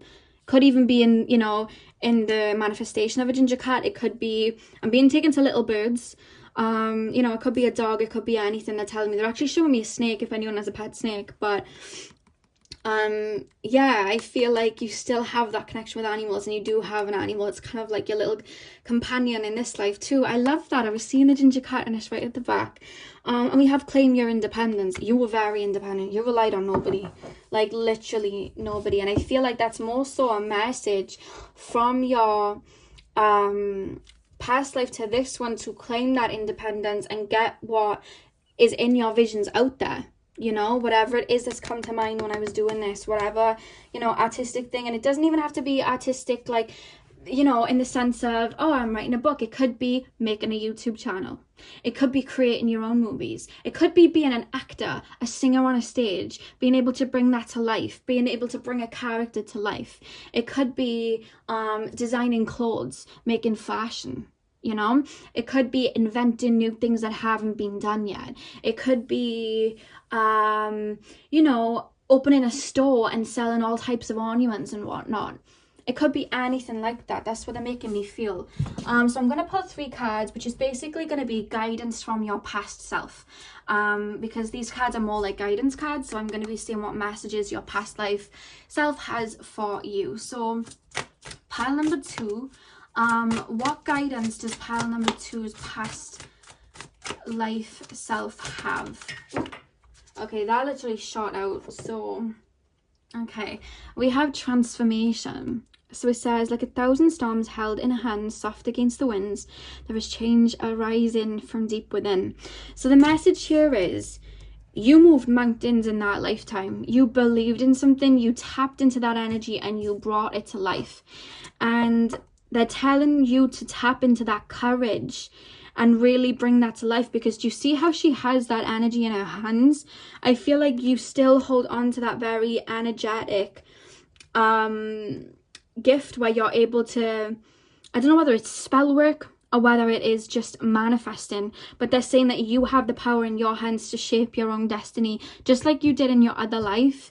And I really do, they're very much saying to believe in yourself and the gifts that you have. If it hasn't been done yet, it's because you were supposed to do it. You know, if you're having an idea come out of nowhere, no one's ever done it before, maybe you're wanting to blend two worlds, you know what I mean? Maybe you want to sing, but you want to incorporate, you know, your spiritual side, you know, and make music in regards to spirituality. Or maybe you want to you know, like mix 2 worlds of like nutrition and, you know, herbology.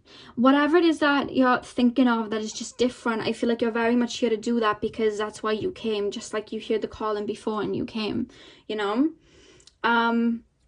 That's a message. That's the first message. So pile number 2. Okay, this just jumped out too. We have crystal and herbs. Oh, what medicine, what sacredness to behold, a dash of healing straight from mother's home. You know, like I said, you may have done spell work, and I do feel like spell work is something that you will use in this lifetime. I'm being told that whether it's manifesting with crystals, whether it's manifesting with herbs, and I'm being told the 4 elements, they will work with you to help you manifest. You have in this lifetime crystals to help you, herbs to help you. You can direct these energies where to go to help you. You know, a crystal is just a crystal until you activate it and you ask that crystal, hey, can you help with my 3rd eye? Can you help protect me, please? You know, we got to talk to our crystals to let them know what we want from them. The same way that we've got to talk to the universe to let the universe know what we want. So you have a vision and you say, universe, this is what I want, and I think it's beneficial that I get this out there, because then other people can, you know, relate to me, and other people can get inspired by me, and other people can, you know, open up to it and use it, and I feel like it will be beneficial. And you keep putting that idea out there, and, you know, again, you can use herbs or whatnot to help you. You know what I mean? Whether it's just getting a bit of thyme and putting it in your bath for courage, like the Romans did, or maybe you know, keeping some rose petals on you, you know, to connect to your divine feminine. Whatever it is, I just really do feel like crystals and herbs, and that will work really well with you in this lifetime. I said you may have eaten more organically in your past life, and I feel like you may do that in this lifetime, or be very aware of the sacredness that the earth has kind of given us to work with, and I feel like you'll work with it very well when you decide to open up to it, if it's something that you'd like to do.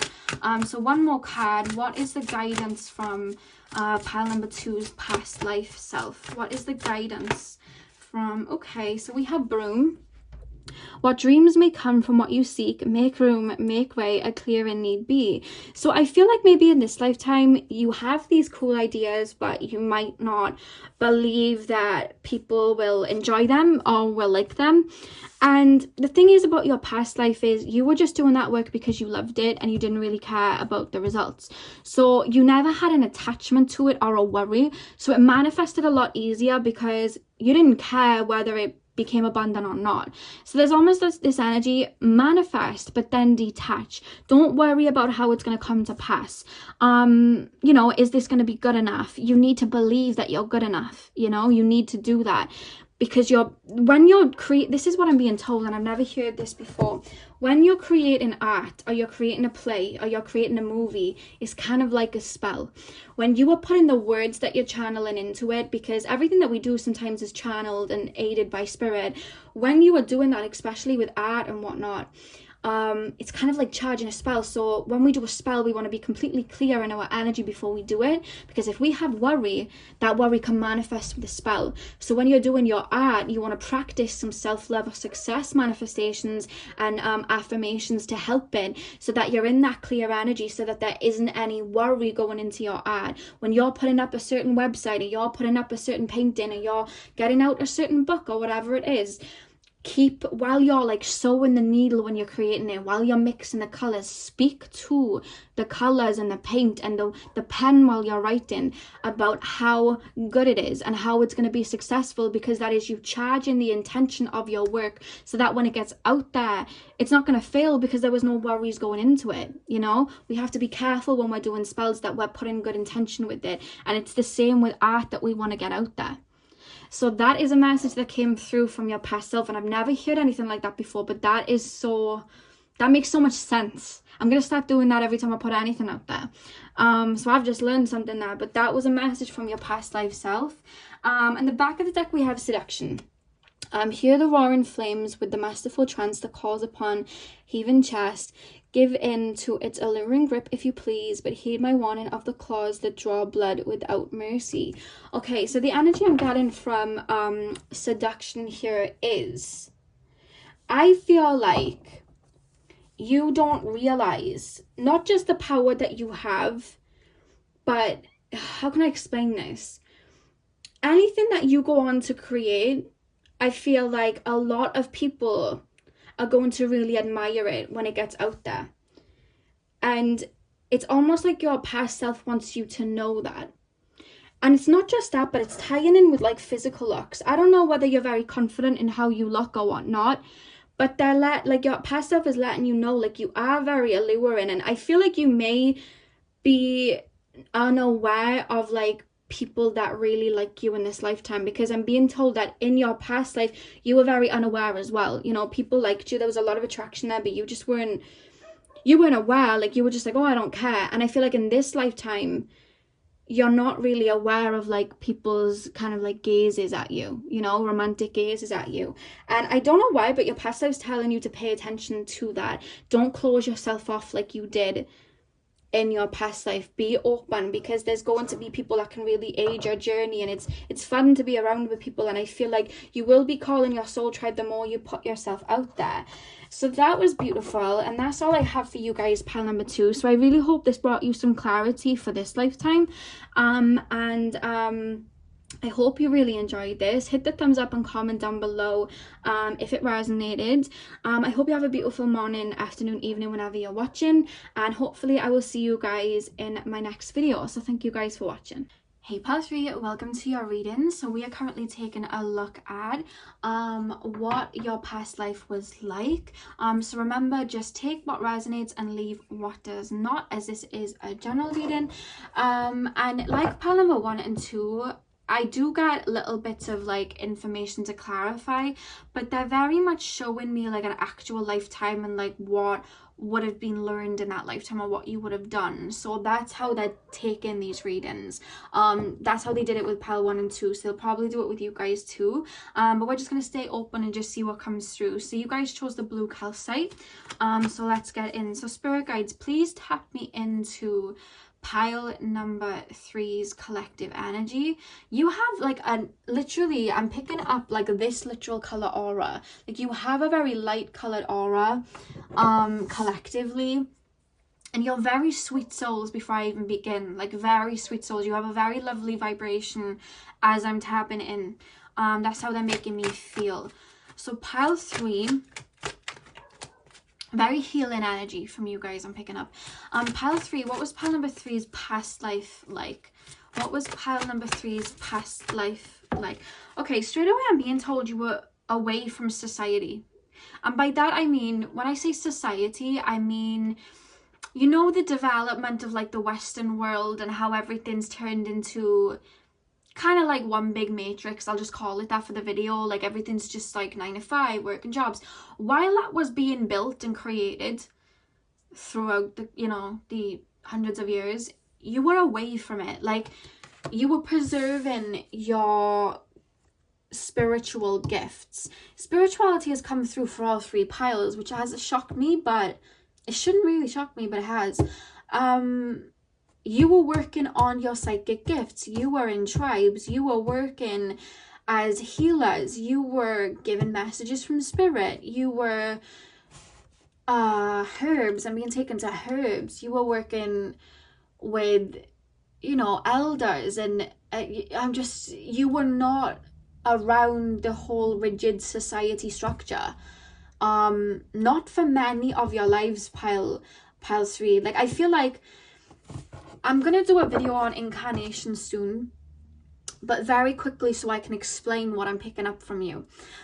We have 5 stages of an incarnation. The first stage is a very simplistic incarnation where everything is very much kind of to the point. We're getting used to the physical bodies and whatnot. Sometimes we can have very short lives in those times, very simplistic lives when we start, you know, coming to earth. The second wave, when we move into the second wave of incarnations, and bear in mind we have quite a few incarnations in each wave, the second wave is more like we're following rigid routines, you know, we're very like believing in, you know, certain religions and just staying there, or we're very structured. Then we move into the third wave where people are more for their ego and power. Now, a lot of people incarnating at this time, and that have been for the past couple hundred years, they have been in that third wave of incarnation where they've been focused on money, power. A lot of these celebrities that make a lot of their money, that is their life mission in this lifetime, because they are in that wave of incarnations where they are powerful. They are learning power. But after we learn about me, you know, all about me and power and competing, we move out of that incarnation into we, and we start to have a lot of lives where we have a lot of siblings, we do charity work, you know, we do all of that and we learn about that. And then we have our final set of incarnations when we are very open to spirit, working on psychic gifts, opening up to energies beyond ours. And that is the kind of final set, you know, of our incarnations. You are very much in that 5th wave of incarnations. You've been working on your psychic gifts. A lot of your lives from the past couple hundred years have been like this.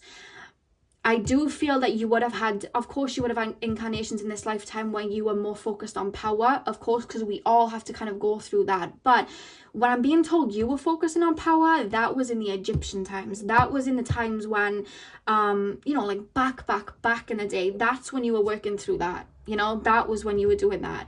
And it really shows in your energy, even tapping into you, that the past couple hundred years, in the past, I'm being shown more like 1,000 to 2,000, like maybe like 1,000. They're showing me you have been working on your past lives, and you've been out of society because you've been like druids and Buddhist monks, and you know, you've been shamans, and you've just been doing whatever you needed to do to connect to you know, your spirituality, whatever that means. You were in different tribes, you know, you were just out of the mainstream, you know, over the last couple of 100 years. And I feel like it really shows in your energy, because your soul feels very abundant, because you know what your soul, and even you subconsciously or maybe even consciously watching this, like, you know what abundance is, and you know that it doesn't really come from a Range Rover and a Gucci belt. It comes from the heart. It comes from connecting to spirit. Like, your soul has learned that, and you very much are here to radiate that and hold that out for humanity right now. As even though human beings all come with their own set of incarnations of what they're learning to have, the human race as a whole has its own phase that it's going through. And right now we are all coming out of 3D, which is power, power, power, and we're starting to transition into our 4D consciousness, where we're more aware of, you know, our brothers and sisters around us, and, you know, the earth that we're living in, as well as the 5D consciousness, where we are connecting with spirit. And that's such a big transition to make from 3D to 4D to 5D. It's so huge, and I feel like you're here to hold that light to help, because when we have to when we transition, we have somewhat of an ego death, don't we? Like, everything shifts. Look at what's happening right now, you guys, you know, look at what's happening right now. And I feel like you're here in this lifetime to hold that light that I feel like you've been training for a really long time, because you've been working on your spiritual gifts for a really long time, and you're here to teach people how to reach abundance, to not let people have control over your mindset, and bring abundance, and that we can create this Garden of Eden if we all put our heads together and choose love instead of power and war and hate. You know, I feel like that's very much your stance, and that's something that, you know, you've come to the conclusion of in your last couple of lives, where you've just been, I wouldn't even say like in solitude, you've been with people. Like, for some of you guys, like, even when I'm picking up like Buddhist monks, it's not so much like I'm on my own. It's like you have people around you. You're part of like a tribe, you know, that I do feel like you will meet or already have in this lifetime. Some of you guys are going to start, you know, you're all going to kind of link up in this lifetime. I actually am being told that your soul tribe have been with each other in different tribes in your past lives, and in this lifetime it's like you chose to kind of all isolate yourselves in different parts of the world or different places, so that you can learn to hold that light on your own, and then come together when you've kind of detangled yourself from karmic wounds and whatnot. But I want to say the life before this one, you guys, was very peaceful and beautiful. That's what I'm actually being told. Very peaceful and beautiful. I feel like you worked with spirit like it was just having breakfast. Like, you just, that was what you did. I feel like you had strong mediumship skills, I'm being told. I'm seeing that you saw spirit very clearly. Spirit came to you with messages, and I feel like it wasn't looked at as weird, because like I said, you were out of the building of the society we have now. You were with people that had the same gifts as you and saw life the way you did. It was like you and this group of people, it feels, that I'm being told is your soul tribe. You know, you were kind of you were sharing what your findings with each other, it feels. Pile number 3, I felt like such, you know, I just come from pile 2, and it was such a heavy read, because they had psychic gifts, but they were either hidden, or they just didn't feel like they belonged because they didn't have anyone to kind of share it with. But with you guys, it's just this peace. Like, honest to God, it was such a different dynamics happening to you, to your past life to the one before, because the other one, it was like they wanted to feel this, but they just didn't feel at home in that lifetime. And you guys feel, in your past life, you felt at home with nature, you felt at home with animals, with Mother Gaia, plants, like everything. You felt at home with them, you know. You were very aware of like the healing foods and the healing of Mother Nature. You were very aware of that. There's almost an energy like you worship the sun. I'm being told you worship the sun. You worshipped you know, the moon and the sun and the stars. Like you did that. You may have been astrologers. With the 8 of Cups here as well, I feel like, I don't know, I don't really feel it was your life before this one, but I feel like there was a time on your spiritual journey in one of your past lives where you had everything and you gave it away to go on a quest of self. Because when we, you know, reach enlightenment, it's kind of getting rid of all attachments. And I feel like you would have read, you know, money and this and that to really just be like, Spirit, take me where I need to go. I feel like you would have done that. It may have even been while you were away from society. That's maybe why I was tapping into that. We'll get deeper. Pile number 3. What was pile number 3's past life like? Honestly, if I could literally, it's the Empress energy. I was now going to try and explain how I'm feeling with the energy I'm picking up of how your life would have gone, and the Empress just falls out.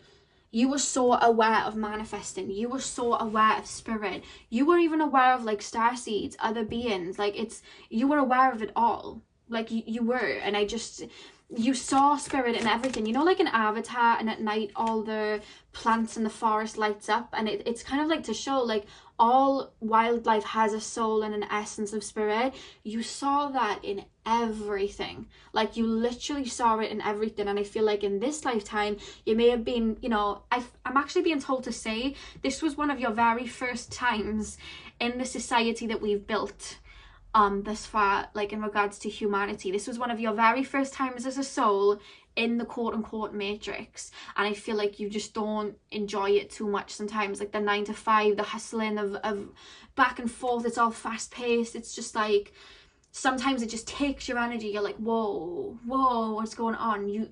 It's a lot. And I want you to know, because there's a message coming through, there's nothing wrong with you at all. It's more so society's just running, you know, they're just running, they're going nowhere fast. And what society needs to do as a whole is sit back and realize how, you know, our gratitude for like Mother Gaia. This is your higher self speaking as well. Humanity needs to sit back and realize the gratitude and have gratitude for Mother Gaia allowing us to not only live here, but giving us foods to eat and crystals and herbs to work with, and, you know, water to drink. Like this planet isn't really ours, it's Gaia's, and she can choose if she wants to wipe us all out or not. Like that's the message. And it's like, you on a subconscious level, or maybe you even realize this already, you know this. And I feel like maybe you see people, you know, exploitations of animals and things like that, and being shown someone getting annoyed at people using plastic all the time. Like you see that and you're like, why are you doing this? Like there's literally no point. And I feel like that's you remembering from your past life, because your past life you were so connected to the earth. The only way I can explain it is I've had a life kind of like this one where I was very connected to Mother Nature, and in this lifetime I very much am. And my job before I started working for myself, I was working in like a retail thing, but it was attached to like a big company, so like a Walmart, and I was in the warehouse a lot, and the amount of plastic they used, it made me so agitated. Like I remember mentioning it to one of the people that was putting all the plastic in the bin. I was like, why is there so much plastic? Like this is ridiculous. And I feel like you have that same energy. Like, why? This is just pathetic that there's, you know what I mean? You may be very environmental friendly, that's what I was trying to say, or you may go on to be that way, or, you know, vegetarian and veganism is something that's coming up too. Like you very much have love for the earth, and I feel like it's coming through in this lifetime. The energy I'm tapping into you guys, you very much do. You have such a healing presence, and there was such a unity. Like they're showing me your tribe, like there was such a unity. And I feel like because you're such an old soul, I feel like maybe people around you aren't like on that conscious level as you yet, and I feel like sometimes you feel lonely. But if you are lonely for whatever reason, because like I said, it's almost like your tribe got planted in different areas to go through your own journeys of isolation and codependency, because you were all breaking like generational curses and whatnot. I did a soul tribe video a while ago, so if you haven't watched it, you may find there may be synchronicities with that with that video. But I'm being told that like that's what your soul tribe did. But the way I'm being shown is your past life, you were around each other a lot. There was such a brotherhood and a sisterhood. Like you were family, you know, and you knew that like human beings were all family to each other, and we need to protect each other. We shouldn't be hating each other, you know. You had that. There was such an energy of peace in your past life, and I feel like you've come into this like you know, the Western world, or like the 3D world, the Matrix world or whatever, and you're like, God, there's so much chaos. Like, you know what I mean? Like, there is so much chaos. There's a lot of work to do. But that's why your soul chose to came. It's like, okay, I've learned everything that I needed to know in regards to all of that. Now it's time for me to come, break some karma, you know, shed my light, and they're showing me the quote, it ran through my family till it came into me. So I do feel like you have been breaking some ancestral karma, and I feel like you're holding up your light, and the more you hold up your light, the more you're going to attract people like you, because it's what you're here to do. Whether it's in the healing profession, whether you're a motivational speaker, whether you're a tarot reader, whether you're a counselor, a therapist, there's something about you that's given. There's something about you where you want to give to people. I feel like you've seen a lot of hardships in this life, and I feel like it cut you deep, because even though I feel like in past lives you have seen hardships, the past couple of lives you've been more just in this more peaceful, grounded gratitude, more like that type of energy you've been in, you know. Pile number 3, they just show me a rainbow really quickly, like very vividly. They just show me a rainbow. Pile number 3, yeah, look at that. We have the Wheel of Fortune, very free spirited. They're showing me Lemuria, so they're telling me you would have had past lives as well in Lemuria, and I feel like you actually unlocked those karmic memories in the last couple of past lives that you had. Like, you unlocked them, you remembered it, and that's why you're bringing that energy of Lemuria not just into the life before this one, but in this life. That's how they're making me feel. I'm being told you guys may be Mintaka and Starseeds as well. And you either have been or you're going to go on a very big awakening in this lifetime to be in this energy again, because like I said, you've been transmuting a lot of energies in this lifetime. You may be in this lifetime a Scorpio, or have a lot of Scorpio energy. Pile number, yeah, look at that. Your soul's naturally abundant, and I feel like in your past life you were very, very abundant, extremely abundant. You just were so grateful for just even being here. You had no attachments to, again, Gucci gang and like all of that. You had no attachments to that. I mean, it wasn't a thing back then, but you know what I mean. And I feel like in this lifetime you planted your seed in the dark. Like, you were that seed that was planted in the dark, where, you know, maybe there was a lot of poverty. And the thing is about manifestation, I'm going to do a video on it soon. To manifest, human beings are already abundant anyway. What we've got to do is remove limitation. And I feel like there was a lot of limitation on being abundant and allowing. And I feel like your soul is coming through to be like, I'm very abundant, I'm going to manifest in what I want. They keep referencing this life for you, because I'm almost feeling like this is like a new set of challenges for you in this lifetime, because your past lives were so, it was like you did all that you needed in regards to like aid in your gifts. You could have like South Node Pisces, North Node Virgo, or something like that. You're now here to bring it into the world and help heal the world, or, you know, hold that light out for the world. Pile 3, they keep referencing this life like there's something very significant you're doing in this life.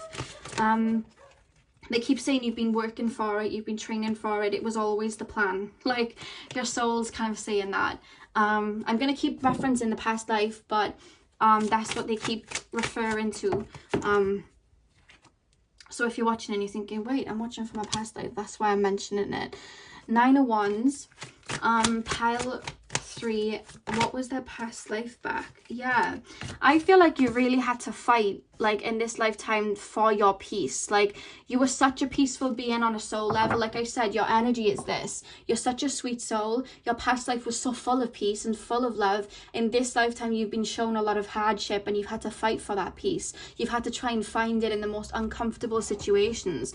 You know, maybe you've had to go through a lot as a child or in your earlier life, and it's like you had to find that within yourself and realize that these attachments to this and that, you know, by letting go of them and turning inward, that's when you were going to find that abundance, because that's how you did it in all your other lives.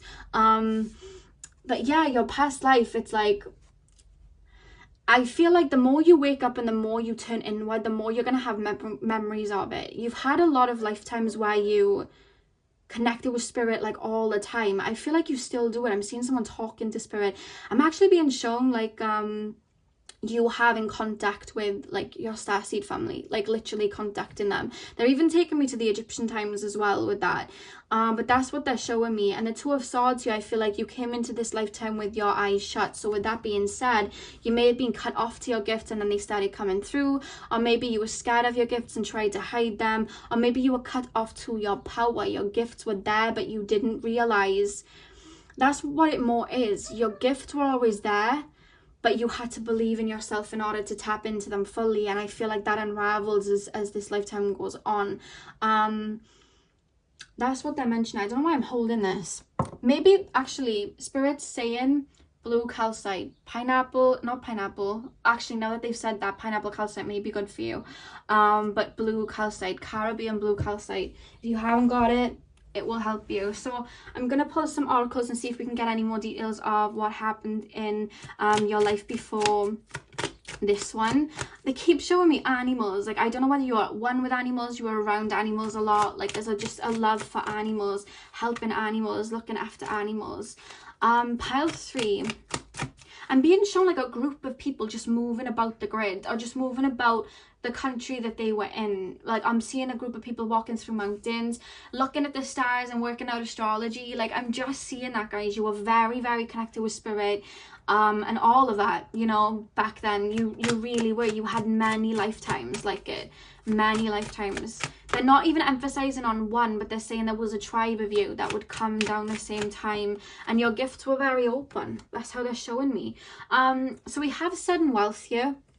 They're telling me you're going to come into that in this lifetime when you tap into your skills of being able to manifest, because in that particular lifetime, that's what you did. You walked away from the lifetime before this one, or actually they're telling me when you transitioned from your like 4D set of incarnations into the 5D, it was like you walked away from what you knew to reach this abundance. Because like I said, wealth doesn't just have to be money. It can be you know, this abundance of health, you know, it can be this abundance of happiness, and you see where that is, and I feel you chasing that and reaching it in this lifetime. And because you're more focused on that and you don't have limitations, that's when the financial aspect of it and all of that comes in, is what I'm being told. Because the universe takes care of its own. That's literally what your higher self just told me. The universe takes care of its own. If you're doing the universe's work, best known, you're going to be taken care of, you know. We have false person. They're telling me that because you were so open and so trusting in all of these lives, because you didn't have to worry about being suspicious of people, you didn't have to learn discernment back then. Even though you learned it many lifetimes ago when you were, you know, in more of your like power trip incarnations, you had to be reminded that people can be snaky, people can be mean, people can be, you know, fake towards you. And I feel like you've had to deal with people that have been rude to you or mean to you or just not very nice to you and put you down, so that you could learn discernment. Because in this world that we're in right now, we have to put in boundaries and connect to the divine masculine in order to move that out. And like I said, you've already ace this divine feminine, but it's remembering the divine masculine within you and putting in those boundaries and discipline that is going to get you where you need to go, you know. That's what I'm being told. So you may have had people that have done you wrong, but it was to help you learn discernment. This lifetime was more of a roller coaster than your last couple of incarnations, I'm being told. Yeah, we have concern here as well. I'm going to see what it's clarified by, because they're telling me to clarify it before I start talking on it. So pile 3. Okay, what do we have here? Yeah, we have distant horizons. I feel like whatever it is that you're wanting to do, it almost seems far-fetched. You know, I want to travel the world and you know, just bring abundance to whoever I see. I want to get on YouTube and do tarot readings for people. I want to, you know, do Reiki healing, but I know it's unconventional. It's like you know, your memories are telling you to go and reach for the stars from your past life. But in this lifetime, you've seen a lot of poverty and whatnot. It's like your human side, your ego side. It's like, what if this happens? What if that happens? And you're learning to rewire your brain in this lifetime so that you can bring the fruition in and teach everybody else how to do it. Because if you hadn't learned that, if you hadn't gone on the inside and taught people how to do it, and you just came, again, open with this 9 of Pentacles, you already would have been full of abundance, and you would have said, hey guys, you've just got to manifest and abundance will come in. You know, like some people will talk about manifesting and they literally say it like that. And that's cool. But when you are coming from a line of like, karma that you're having to break, I had to learn. I could not just sit there and manifest what I wanted to come in. It didn't work that way. It was that easy, but I had so many negative limitations that I had to release before I was able to see any amount of abundance in. you know, manifesting love all I wanted, but I didn't love myself. You know, everyone was saying, all you've got to do is write stuff down and bring in love.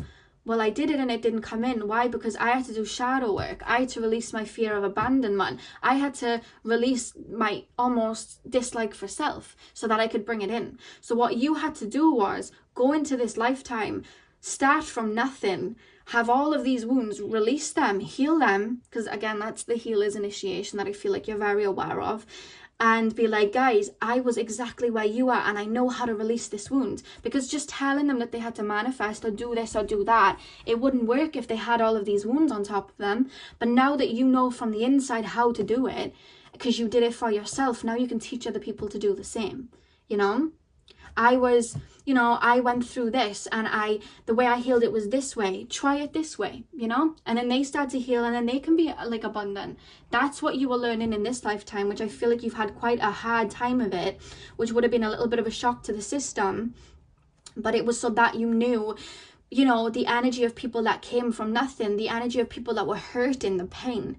And you came here to heal that. So it was like, for me to heal it, I've got to feel it. I've got to go through it. And that's what you did. And that's what you do to even bring in abundance, you know? So that is what I'm hearing. And look at that, great fortune at the back of the deck. That's what is going to come in for you. We have sudden wealth and we have great fortune. So you're going to do that for yourself and inspire people and teach people to do the same. And that great fortune isn't just money, it's happiness, it's freedom of the limitations of the mind.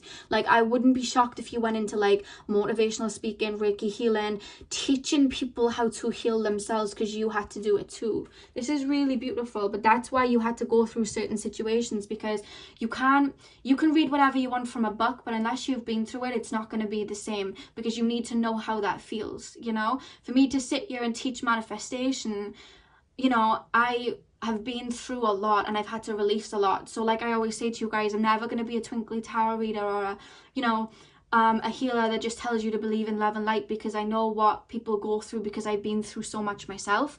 So I know what it's like to, it's probably my pile, to be honest, I know what it's like to, you know, have, you know, the world against you and have to stand up for yourself. I know what it takes to break these things, and that's why I teach it. I wouldn't be teaching it otherwise, because it wouldn't be as authentic. And that's what I feel you guys are. You've been through it so you can teach it, you know?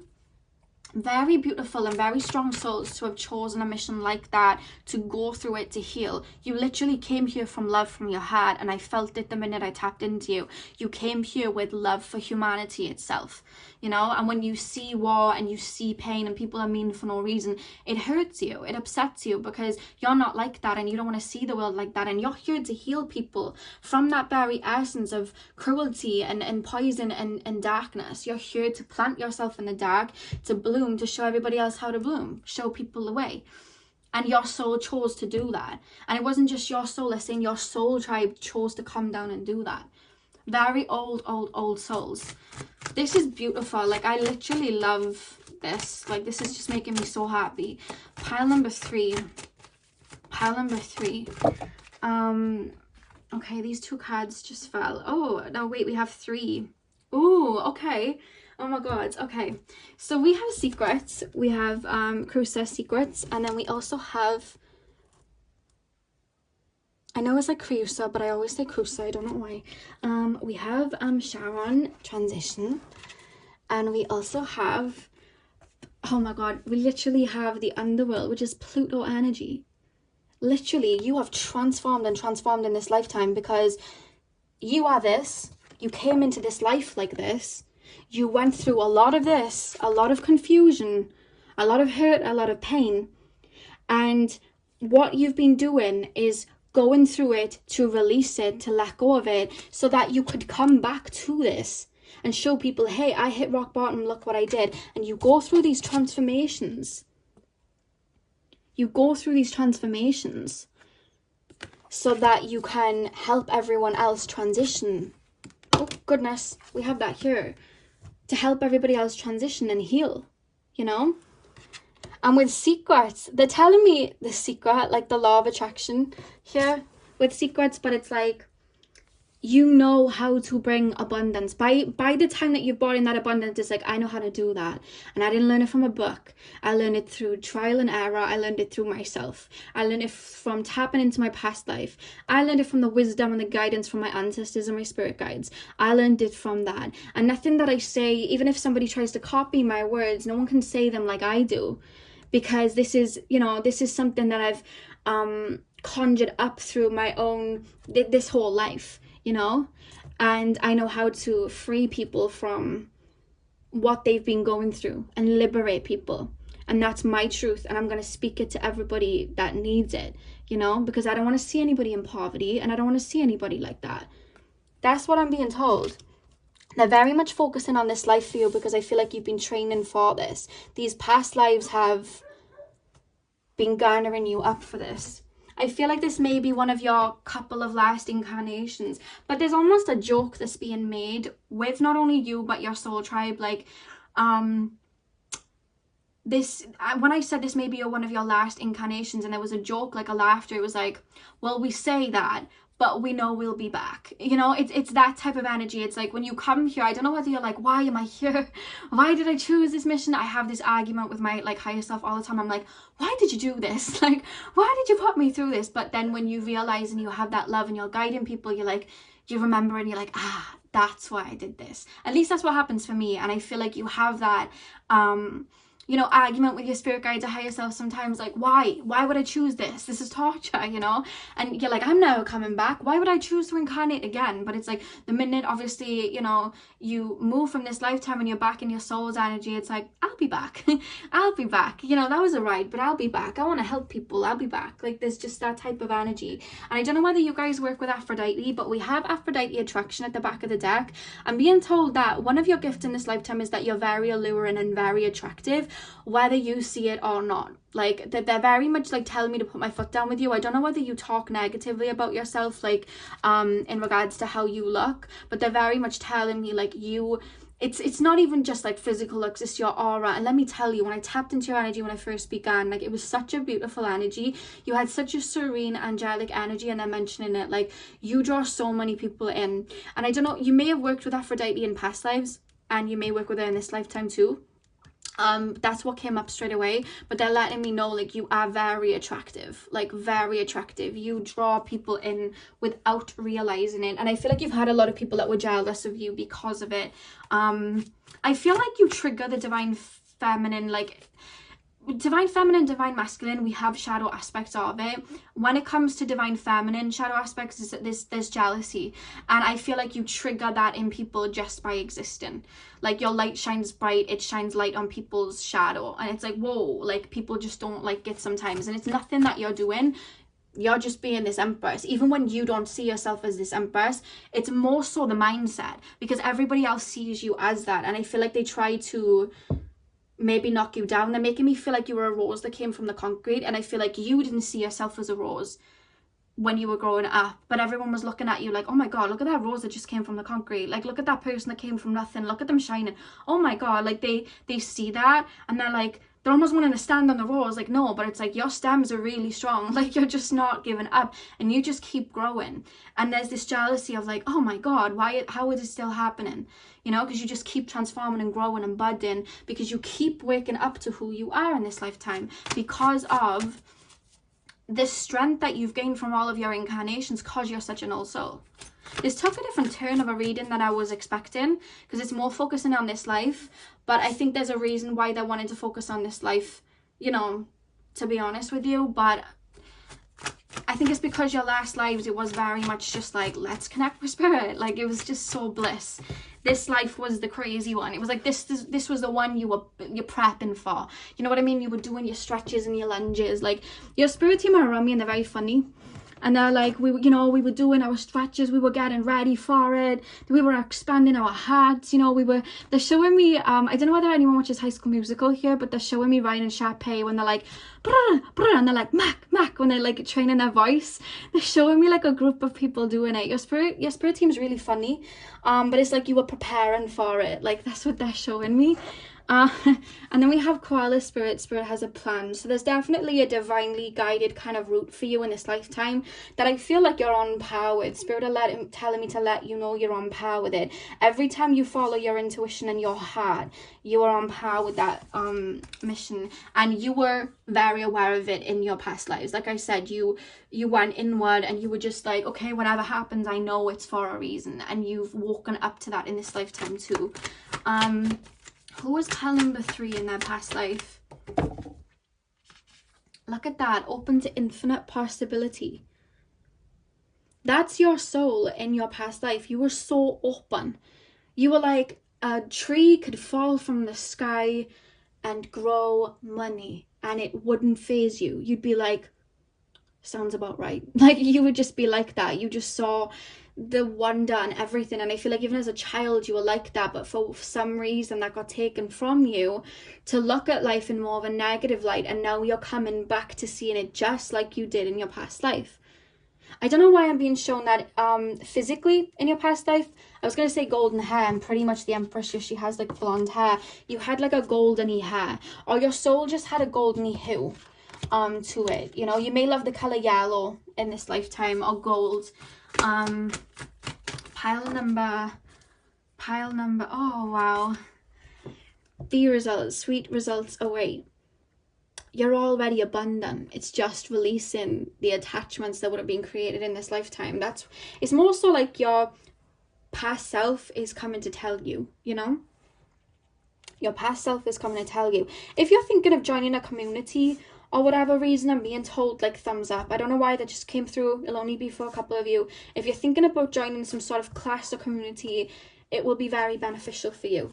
And look at the back of the deck, see the bigger picture. Your soul does, your subconscious does, and I feel like the way I'm tapping into you, you do. You see why you're here, you see why you've had to go through things. You don't look at life negatively, like, you know, F this. You know, you'll have days like where you'll be like, oh, I don't care anymore, you know, whatever. Of course you do, because it can be hard, and I know exactly how it can be, but it's like your soul, your subconscious knows that, and that was your past life energy. You know, you saw the bigger picture, you saw everything on a grand scheme of things. It was almost like your past life knew of the transition that was to come. Even in your past life, you were like, we're going into this transition and I gotta be ready for it. Like you were just like that. So final cards, and these cards are messages from your past life self and what messages you have. I keep being shown somebody in the Egyptian pyramid, or you know the oh my god, what's it called? I literally said the word yesterday. You know the images, the Egyptian images on the tombs. It started with G. It started with G, I know it did. I can't remember, but I bet you I'll remember the minute I'm editing. But I see someone running their fingers over it. You definitely, some of you guys had a past life in Egypt, because I'm seeing someone like running their fingers over like engravings on the wall. Or whether you saw them in this lifetime and touched them, I don't know. But there's just this energy of someone's hands running over it, and they're showing me the images and the symbols, and your hands are going over them. Showing me Aztec too. Pile 3. Messages from pile number 3s. I literally felt it on my finger. As I was like envisioning it, I can just feel it. Like I'm seeing the image and I can feel the stone on my finger. Sometimes my gifts amaze me, but I wish I could make you feel it, like copy and paste it onto your hands. Like I could just feel it on my hands. Pile number 3. What was pile number 3's past life self got to say? So pile number 3. What is pile number 3's past life self got to say? Okay, so we have potions and spells. A pinch of this, a dash of that. Be sure you're sure before you call. Okay. You have a beautiful relationship with Mother Earth and the elements and herbs and plants. When you light sage, you have a connection to it, whether you realize it or not. When you use herbs for spells, whether you do it yet or not, you have a deep connection to those plants. And they're showing me the I think it's the Psilocybin song by Jhené Aiko, or it could have been Oblivion by Jhené Aiko. And there's a saying in the end that says, when you talk to your plants, they will talk to you. And I just feel like you have that same connection if you're willing to open to it. And if you were to go into spell work or working with the elements especially, and I'm hearing you may have heard this before, this would work really well for you because you work with them because of your connection and your duty to Mother Gaia that you had in your past life. You really gave back to Mother Gaia. I see you doing it in this life too. And I just feel like because of that, there's such a beautiful connection here that you have. And again, they're taking me to the elements, working with the elements. Command the air to tell you where you need to go. You know, command the fire, speak to your flames when you light a candle and set an intention. You know, I'm being shown that. Bless your water before you step into it to rid you of any unwanted energies. I like to do like a quick Reiki cleanse over my water. You know, a nice cleanse with my crystals, and I'll tap into it. I'll use certain herbs and I'll talk to my herbs before I put them in my bath to cleanse me. So I'm being told that that would really work with you. You are very good at that. There's magic all around for you, and it's just tapping back into it. Your words are golden too. That's what I was being told. Your words are golden. Pile number 3. What message does pile number 3's past life? I don't know whether you love cats, but I just got shown a really big cat eyes. Maybe you have a cat in this lifetime. So we have graveyard. We had 2 cards that fell out. Let me let this aeroplane pass.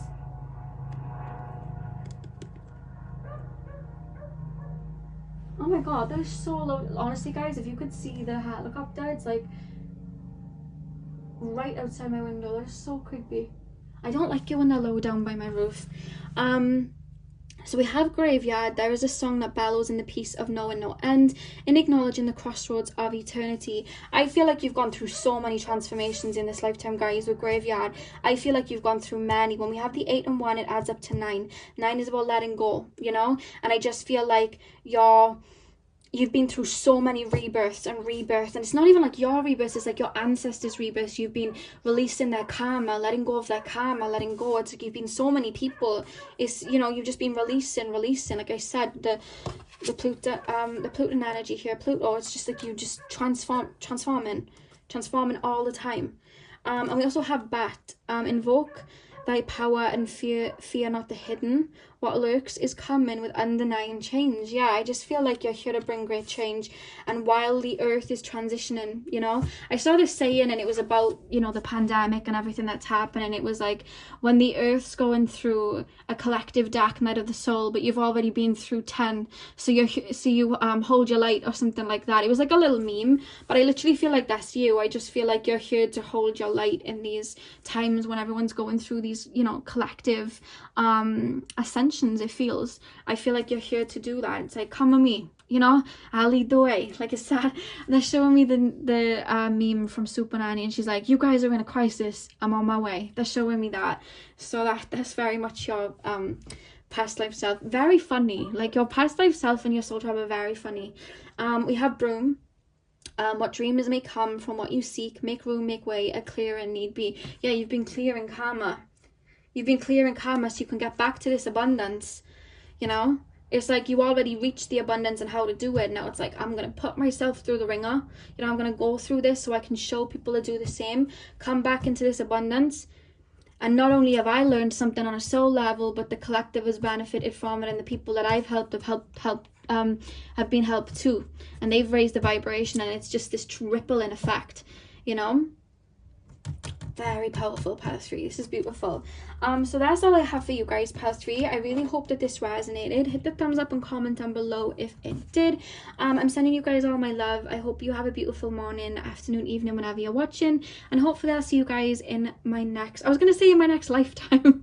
Oh my god, I meant my next video and I went to say in my next lifetime. But I mean, I hope I see you there too, but I hope I see you guys in my next video. So thank you guys for watching. Hey Pal4, welcome to your reading. So we are taking a look at what your past life was like. So like I said for the other piles, I'm just going to be keeping this very open.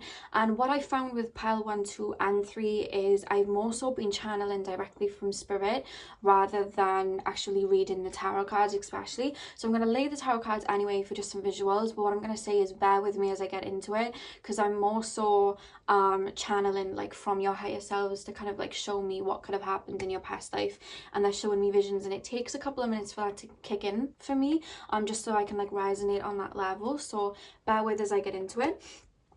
Second of all, I'm going to start with tarot. We have oracle cards as well. I'm going to be looking at what your past life self messages are for you, but I do want to say as well, like I said in the intro, remember that just take messages that do resonate and leave what does not, because obviously you've all had different past lives, so not every little bit of information is going to resonate, but take in what does and leave what doesn't. You'll know if a message was for you.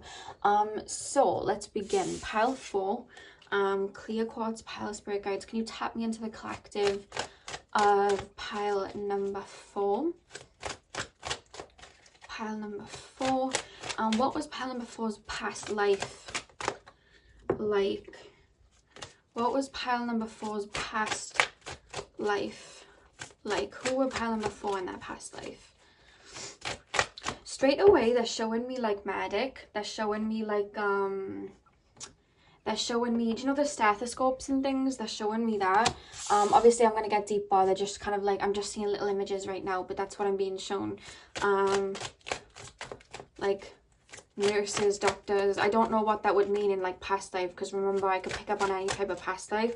I don't know what they used in the olden days and whatnot, but that's what I'm picking up. Straight away they're referencing like doctor, nurse. Pile number 4, what was their past life like? Pile number 4, what was their past life like? Okay, Ace of Wands. I feel like you knew heartache in that life, pile 4. And it's something that you've been working on releasing even in this life. They keep referencing heartache to me, that you would have had your heart broken, whether it was by family or people or just circumstances of life. I'm gonna get into it, of course, but that's what they're showing me. It's like you knew hardship, you knew heartbreak, you knew what despair felt like in that lifetime. That's probably why you chose the clear quartz, to be honest, because this life is almost like a reset of that. I'm actually being told any time in that life where you couldn't speak up for yourself or didn't speak up for yourself or were too scared to or anything like that, it's like you're righting those wrongs in this lifetime. That's what I'm being told, straight up. I do want to say you are an old soul. That's what's coming through for you guys. So you would have had many past lives. I keep being shown the Christian cross, so you may have been quite religious in your last life. We'll get into it, but I do feel like you knew despair. I feel like there was a lot of heartache in that particular life. We have the 3 of Cups reversed. We also have the Temperance. Yeah, okay. So what I'm being told is you are an extremely old soul. I feel like you've been around the block on Earth, and because you're an old soul, I feel like there's something about your soul that likes to go into like challenging experiences, because your soul knows that it's strong enough to you know, release things and work through it. I feel like your soul is very much here to right wrongs of like ancestral baggage and help the world be a better place by planting yourself in certain situations so that you can evolve and grow and spread your light. Like it's kind of like you're working as in like an inside job, going into, you know, the darkness, like a seed going into the ground and then planting yourself and growing. And I feel like the last couple of lives, it feels you've had kind of like kind of destructive or quite painful lives where you've had realization, but it was so that you could crack yourself open and connect to your spirituality. Because I'm being told you've already worked through your spirituality in other lifetimes, like you've been open to spirit, but I feel like your next set of lifetimes, I don't know why, there's an energy coming through from your higher self trying to explain to me that you've chosen to go on inner journeys to understand the, because I feel like you've kind of aced the kind of like opening up to consciousness and whatnot. I feel like you're very aware of that. If anything, you feel quite in tune with your higher self, or you call on your higher self, or if you call it like God, or just like a higher power, or your spirit guides, like you're very aware, and I feel like you call on that. You have this faith that is kind of installed in you because you are such an old soul. But I feel like you almost planted yourself in murky waters. Like your soul has to learn, you know, what is going on so that you can release it. I feel like I said, you these next couple of lives that you like had chosen to go on, you have been working on kind of removing karmic blockages, going on it's kind of similar to pile 3 in a way, but it's like it's more mental. Like, you know, maybe there would have been themes in your past life of mental health or something like that, and you're working on releasing that, you know what I mean, from the inside. It's not like outside. It's not like counseling therapy. It's like internally. I can't even explain this, so let me just bear with as I get into it. But I just feel like your past life, you were learning how to for example, how can I explain this? Give me a scenario, spirit, because it's hard for me to put myself into this energy and speak about it. I like challenging myself, but then I'm like, how do I say this? Okay, so say now, for example, because this is a scenario the same that would have maybe played out in your past life, you got into an extremely karmic relationship, and like I said, you're very much an old soul. You're open to your higher consciousness and your heart and spirit. You're very a light soul. So I feel like in that lifetime you were very open to someone that very much led you astray. You only saw the light in them. They very much kind of took advantage of that. I don't feel that they would have been like a nice person, and I feel like there would have been levels of codependency and just like a lot of harmful experiences that you may have encountered because of that person. But like, you were learning how to stand up for yourself. You were learning how to love yourself first. Like, those experiences were happening. And I feel like it was more internally, you going within and finding your strength, you going within and finding boundaries. Like, you had a lot of lifetimes that have challenged that so that you can stand on your own 2 feet. It may be similar in this lifetime, and the reason that I'm saying that is because sometimes when we go through past lives, this is something that Spirit taught me, we'll kind of go through a selection of lives where we'll have maybe like 5 in a row where we're learning the same lesson but in different ways. So maybe in your past life you were learning it on a mental level of like putting your foot down with people, codependent, like learning to be more independent on yourself and not be codependent, not having like attachment to physical things. And then in this life the same theme may be playing out, but it's more people took your light and your like spiritual side away, and then you have to like fall back to it. The fact that you have such an intricate life that it's hard for me to kind of weave into is really showing that you are an old soul, that you would have taken on a lot of that. There was a lot of destruction, as we can see here. We have the 5 of Pentacles, the 7 of Swords, the Tower, but I feel like you always ended up triumphant in the end. And whatever you don't work through or release in that lifetime, you just bring it into the next lifetime, and then you release, then you work through it. You know what I mean? It's the same things. And I feel like you're in this lifetime, because they're mentioning it to me, you're actually clearing up a lot of karmic baggage from your last. It's shown me 2 lives where maybe you didn't stand up for yourself, maybe you didn't, because they keep talking about speak your voice, like they keep making me feel like that. Like, in your past 2 lives, maybe you didn't speak your voice, maybe you didn't stand up for yourself because you were too scared, whereas I'm being told in this life you've righted many wrongs. You know what I mean? That's what they're making me feel like. There's an element of this past life, the one before this one, that there would have been unfinished business when your soul would have crossed over, that you have, they're already telling me you're either righting it now, you're righting those wrongs now, or you're breaking those curses now. Like, you're doing it now, or it's already been done, because they keep showing me a sun, like you've already done it, you've illuminated that, and it's almost like they're telling me that kind of whirlwind of lives that you had, that way you were learning internal strength, it's like you've kind of aced it. Like, your next life isn't going to be like that, because this particular life that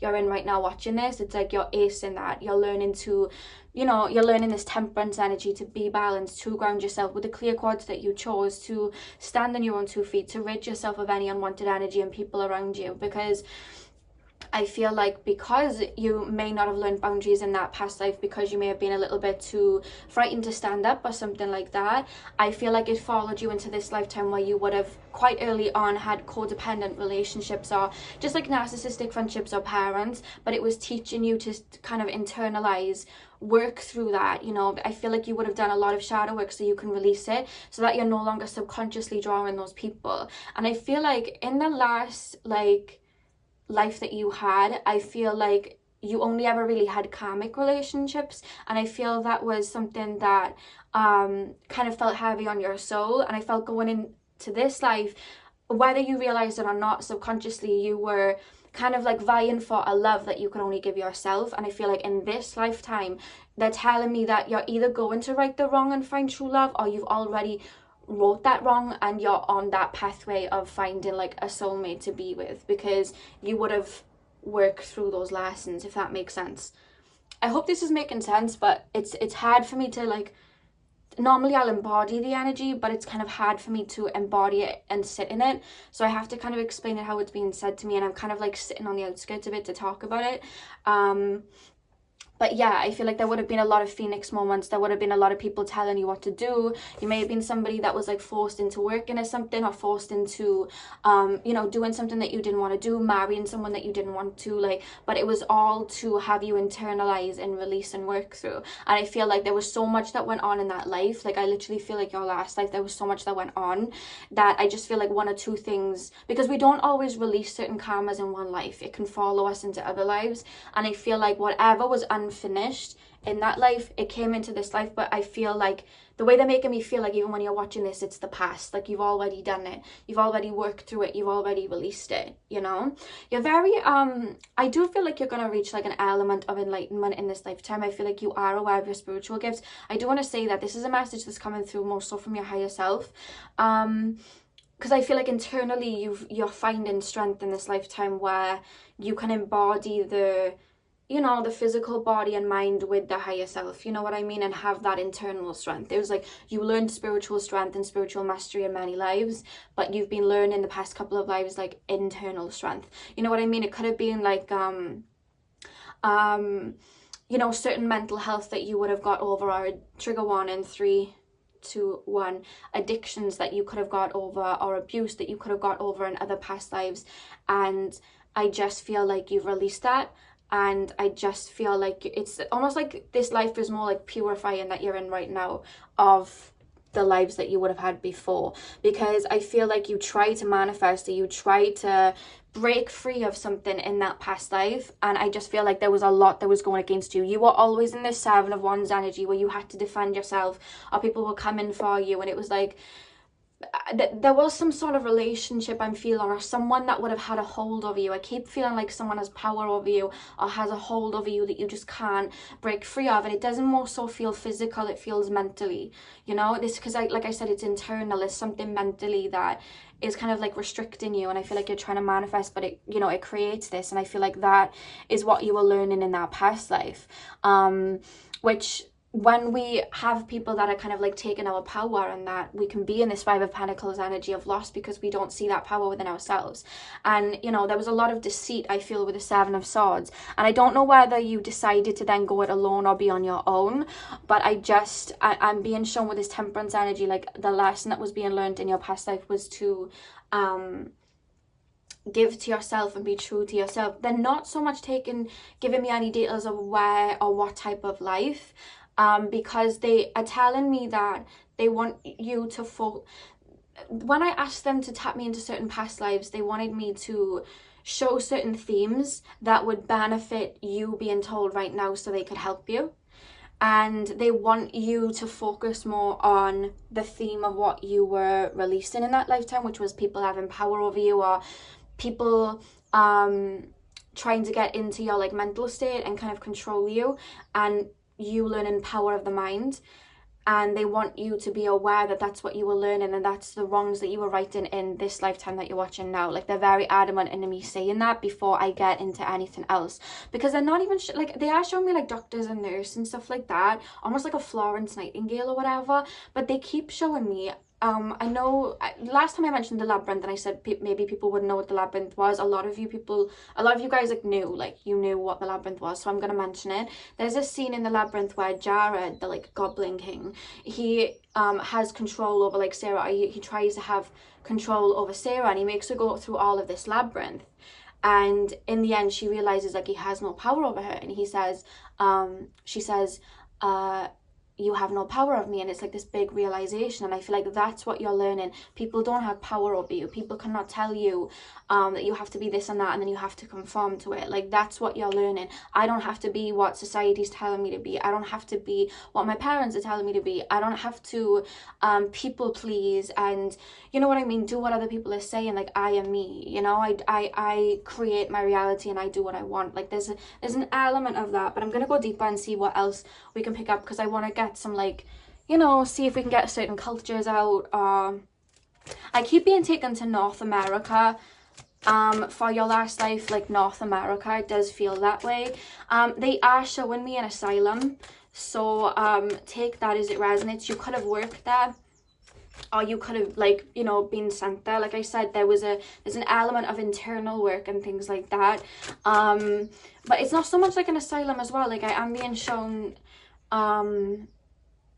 it's almost like there's people above you telling you what you have to do, you know. Like, you could have been a maid in like a parlor house or something. I don't know, like, I'm just being shown little things like that, but it was more like you could have ran away if you wanted to, but it was more like you were mentally stuck there, like you were told that you couldn't.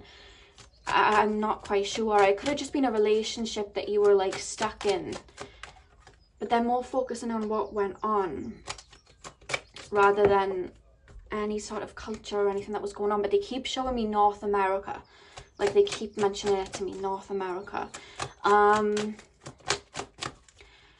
Pile 4, can you show me anything else, Spirit, that could signify what they were like in their past life, or who they were in their past life?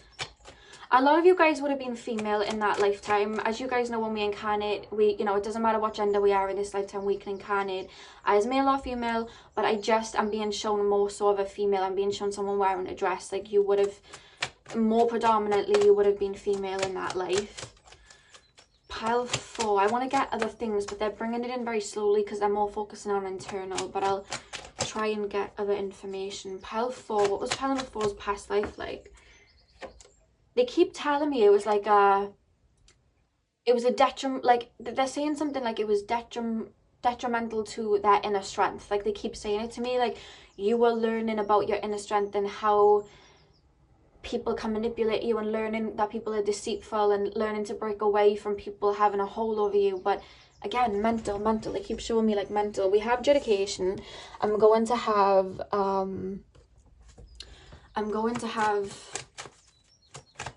oh my god, I can't even speak. Like, they're showing me images, but it's like so hard for me to get it out. It's like they're channeling it in a way that I don't usually channel it, so I'm trying to get the words out. I'm actually being shown a scenario where you would have been in a relationship or friends with someone. Like I said, they would have been a little bit deceitful, and I feel like they could have framed you for something. Do you understand what I mean? Like, they would have mentally kind of like coaxed you in to like work for them or something like that, and they could have framed you for something. That's what I'm being shown with adjudication.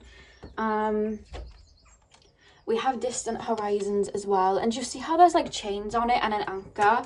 It was like you could have like manifested and got yourself out of situations, but it was like people were always mentally trying to hold you in to old scenarios, and it's something that you've been breaking as well in this lifetime that I feel like you've already done. Yeah, because we have poverty. Whenever I see that, I think of hard knock life.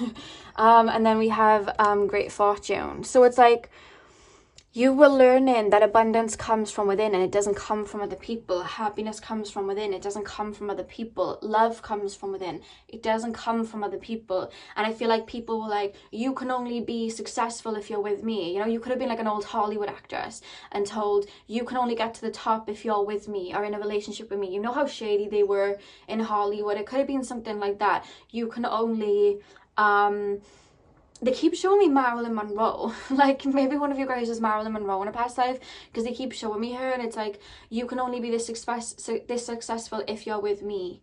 You can only be successful if you do this. You could have been like a child star or something like that, or you know, in a relationship with someone, you're only going to make money if you're with me, and if you're doing these sort of like crimes with me to make money, because that's the only way that we will.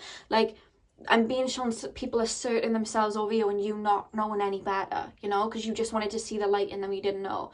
And then you had to learn to go inward, that I feel carried into this lifetime for you to release. But they're saying good job, because I feel like you've been doing that, like you've been releasing, you've been letting go. I don't know why they're really referencing a friend that really mentally would have took it. Could have been a relationship or like a sibling or parent that came across as a friend, but it's like they're showing me this energy of someone in this lifetime that you're watching this in right now, like telling you that, you know, you're not good enough without doing this, or you have to stay with them to be, you know, successful or whatever. Like, it carried in, but I feel like you already had that discernment, and I feel like you would have worked through it in this lifetime. Again, we have house. It's almost like I said, I saw someone like a maid or something working in like a manor house. This is literally what I'm being shown here. Like, you would have been stuck in a situation like run by other people. For some of you guys, you may very well have been in the spotlight, because they keep taking me to acting and like old Hollywood actresses. They're taking me to Mexico as well. But they're showing me, like, again, they're showing me more so North America, and they're showing like actresses. You know, people like I hope Judy Garland was the one that was in Wizard of Oz, otherwise I'm going to sound really silly, but they're mentioning like Judy Garland and you know, how she was like worked when she could have really just like said no, but she was like mentally kind of like stuck to it. You know what I mean? I know they used to give her like medication and stuff. It was like that type of energy. That's how it's making me feel. It's showing me Marilyn Monroe, you know, they're showing me like child stars and actresses, or like young women. They keep mentioning females, and they keep showing me that like it was internal. Like, I know like Marilyn Monroe, like she was, you know, like kind of like pushed around, like she was this, you know, beautiful, perfect, you know, sex symbol. But when you actually look at a chart, she had an Aquarius moon. Like, there was a lot of you know, placements in a chart where you look at it and you're like, this girl was really intelligent. She definitely was not as superficial as she was made out to be. Even like people that were close to her said she was really intelligent, she loved to read. Like, she was so different than how she came across. And it's like, that's how I'm being made to feel for you in your past life. Like, you were forced to do something or be something or bound to something. But they keep showing me like lights, camera, action. They keep showing me that as if there was movies. It could have even been plays, you know. It could have been like modeling. I don't know whether there was modeling back then. They're showing me like early 1900s to late 1800s. That's what they're showing me. They're showing me a harp. Someone playing a harp. I don't know. It was something you didn't want to do, but you were made to do it because you were kind of made to believe that you wanted to, even though you didn't want to do it. Hope that makes sense. Yeah, we have Protectress. We have Protectress. Yeah, I really do feel like you didn't have anyone that was really looking out for you, because you were learning to be that savior for yourself. And we have Mother here as well. Let me cover that up. Let me get a crystal just in case. Yeah, so we have Mother here as well. So with that being said, I just feel like the people that were supposed to protect you or came across like they were supposed to look after you in that lifetime didn't.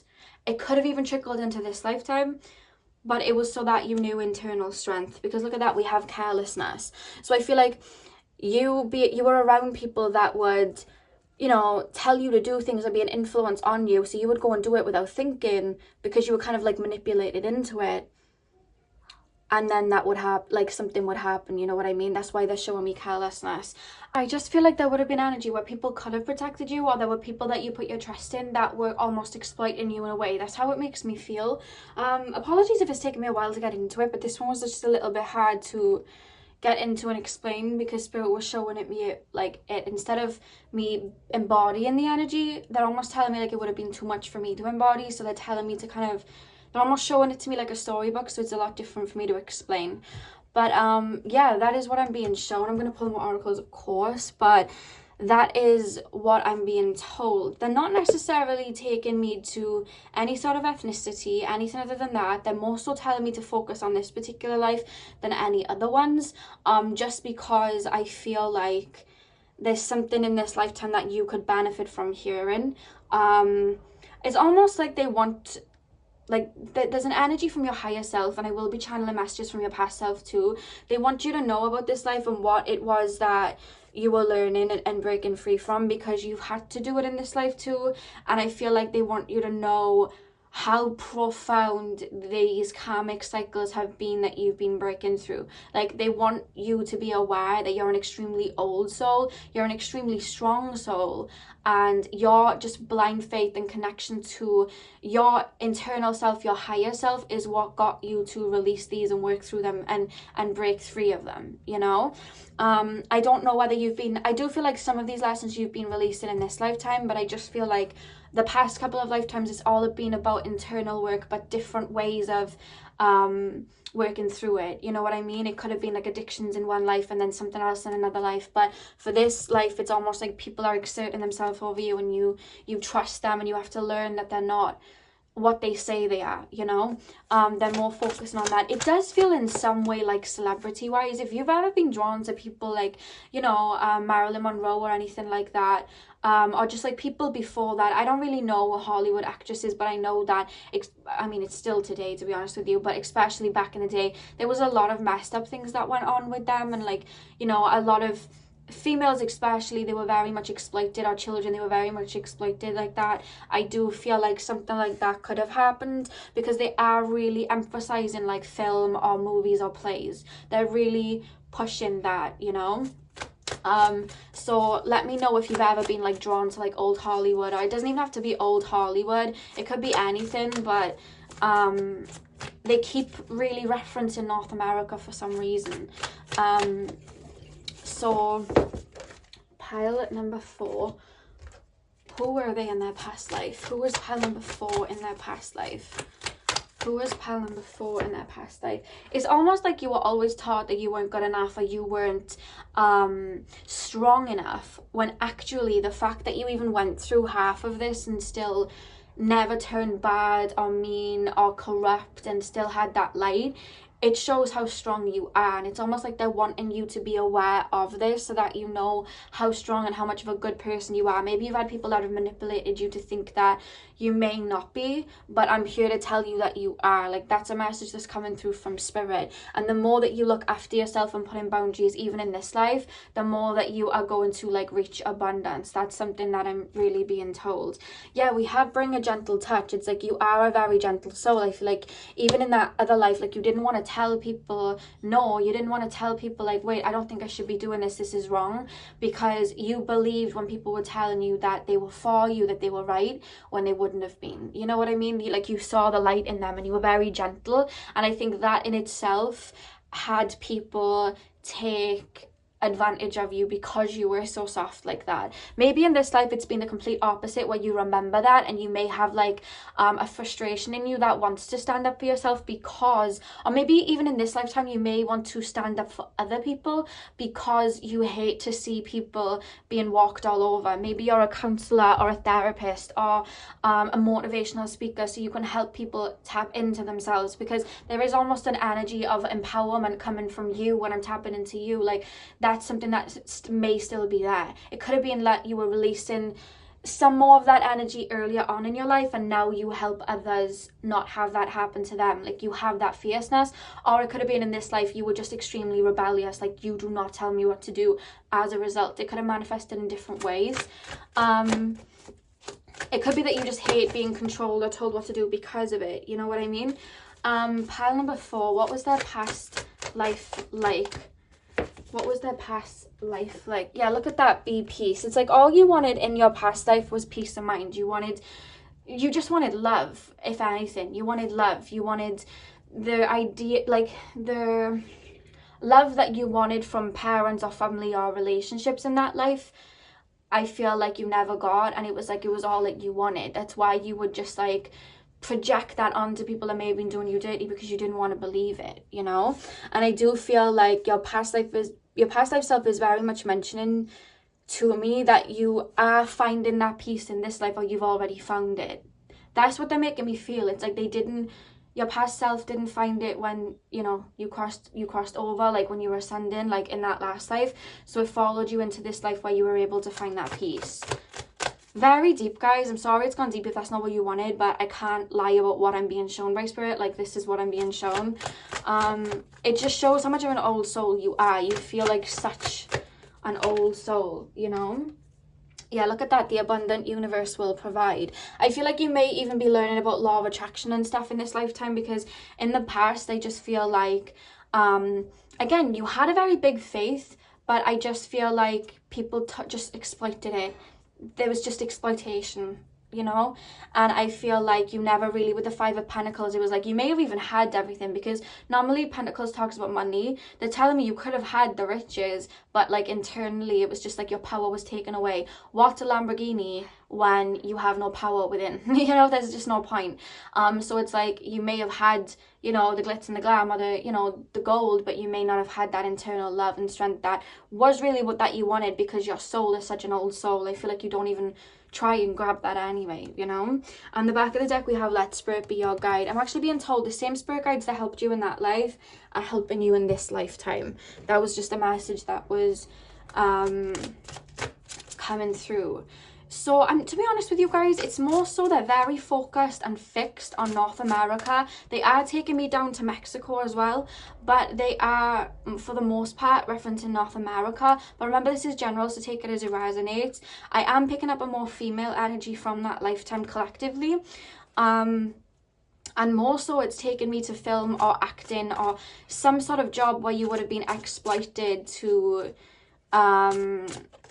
maybe like, because we have poverty and great fortune, and when I'm looking at that, I'm being shown like you may have made great fortune, but you never saw it. It was like you were in poverty, but you were making fortune for other people. That's what I'm being shown. But it was like you could have run away at any point, but you mentally didn't know that you could, or just something like that, or there was fear put into you that you couldn't.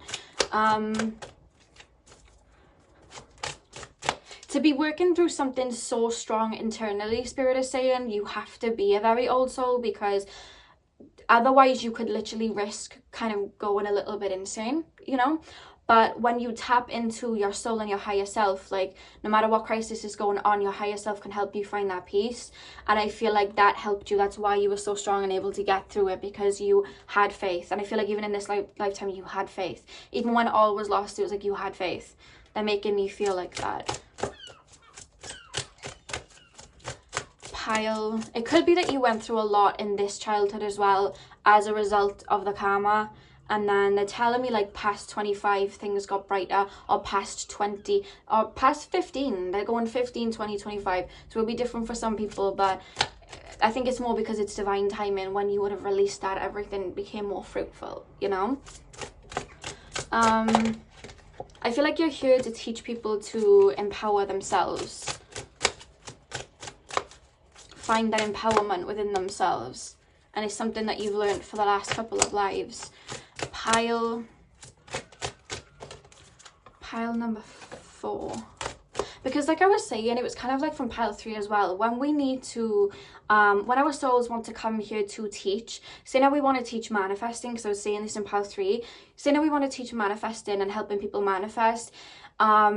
If all we've ever known is luxury, if all we've ever known is like, you know, our parents have been good to us and, you know, we've had like a trust fund, or they've kind of given us what we wanted, to teach other people how to manifest, it's not really going to work, because we've never really had a blockage. So for us, it could be okay to say, hey, let's manifest and bring this in, but then someone that has a lot of karmic baggage could do that, and then it wouldn't work for them.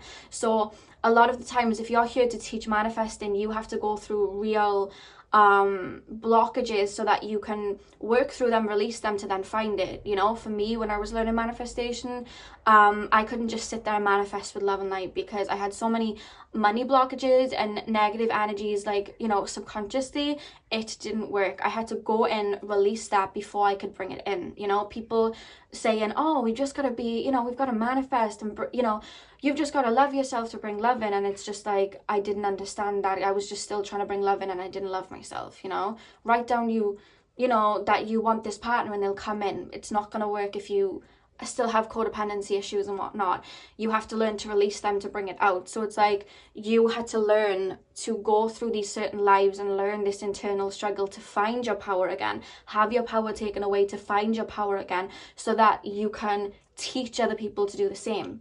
Because you could just tell somebody, oh, get out of that relationship, you know, you can just leave, but you wouldn't know, you know, mentally what they would have to rewind and rewire to do it. It would fall on deaf ears. But if you've experienced it, you know those thoughts that may crop up, and you can help that person prepare for them so that they could leave that relationship. So it's like you went through these, your soul chose to go through these situations so that you could detangle yourself internally, come back to yourself, so that you can teach other people to do the same. Right now we're living in a world where a lot of people have manipulation over other people. A lot of people exert their will over other people, and I feel like you're here in this lifetime to teach people that they are their own power, you know, and they don't need anyone. Like, you're here to do that because you would have been through it, and you have that wisdom and memory from other lives and this life. I hope that makes sense for you. This is a very intricate reading. I'm gonna pull some more cards, but very intricate reading, but that is what's coming through. Pile 3. What message does pile 3's past self have for pile number 3? Yeah, we have healer. Listen as the medicine bleeds through her teeth, a river of mercy blessed by mother, seen only by those who hold her mirror. Yeah, I feel like every relationship that you've had, every situation that you've had, it was a mirror. People are going to insert their will over you if you don't know yourself very well. People are going to, you know, not treat you very nice if you don't internally treat yourself very nice. And I feel like you've, in this lifetime and in, you know, your other lifetime, I feel like you've had a lot of like mirrors into your soul so that you could really release that. I feel like you've not only been healing your own past life karma, but you've been working through ancestral karma, and that's why you chose those certain lives to work through it. A very deep mission, but I feel like you very much aced it. It's making me feel, you know, it's that almost make me feel like you're on to the next, you know. But yeah, I want you to know that you are a healer for sure, and you are here to help people heal themselves through the more shadow self, you know, the more releasing, the more letting go. I wouldn't be shocked if you have some Scorpio energy. You're here to help people break out of confinements, of, you know, mental attachments, of you know, addictions and things like that. You're here to do that. It's created a healer out of you because you mentally are able to be in control of your own mind, you know. Water in the sea does not sink a ship unless the water actually gets into the ship. And I feel like that's something that you've been learning, that other people's words cannot kind of take control over your mind if you don't let them in. And that's what you've been learning, this mental you know, this mental kind of confidence and this mental strength, so that you could teach other people to do the same, so that they're not being, you know, taken advantage of by other people or bound to other things like you would have been in other lifetimes, you know. Pile number 4. We have the dark moon. In the dark of your heart lives new breath waiting for you to release its ghost. Yeah, I just feel like there's an extensive amount of shadow work that would have been needed to be done, and I feel like you've been doing it. I don't feel like you did a lot of it in your past life, more so, but I feel like in this lifetime especially, you've been healing a lot. Like, they're making me feel like you've healed so much in this lifetime that it's wild. Like, that they're making me feel like you should be so proud of yourself of how much you've healed and released, because it's not just this past life, it's your ancestral line too. And that's why you chose, you know, the family and the situation that you grew up in, so that you could heal it, because now you can shine your light and you're prepared for the dark and the light.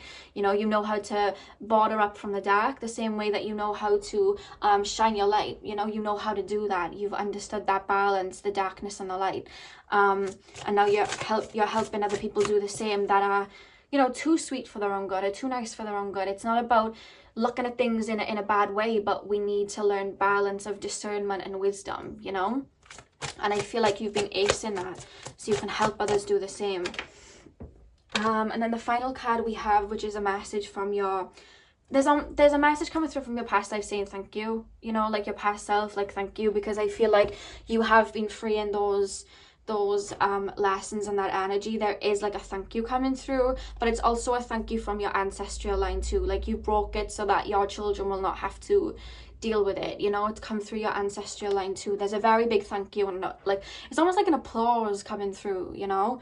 There's a lot of people watching what you're doing spiritually and really like cheering you on. It's like you're breaking chains for your ancestral line, and they're telling me other people, so you may be helping other people do the same already.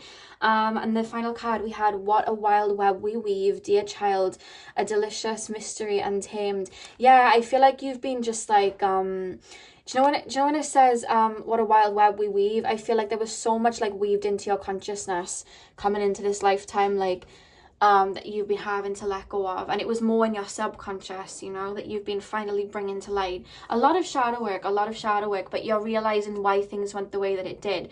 It wouldn't shock me if you have like South Node Pisces, North Node Virgo, South Node Cancer, North Node Capricorn or something like that. Like you're learning to kind of create order out of chaos. It almost makes me feel. On the back of the deck we have All Hallows Eve. Call upon the voices that stir your senses through the night. Cast an unforgiven hell as you stomp your might through the ground.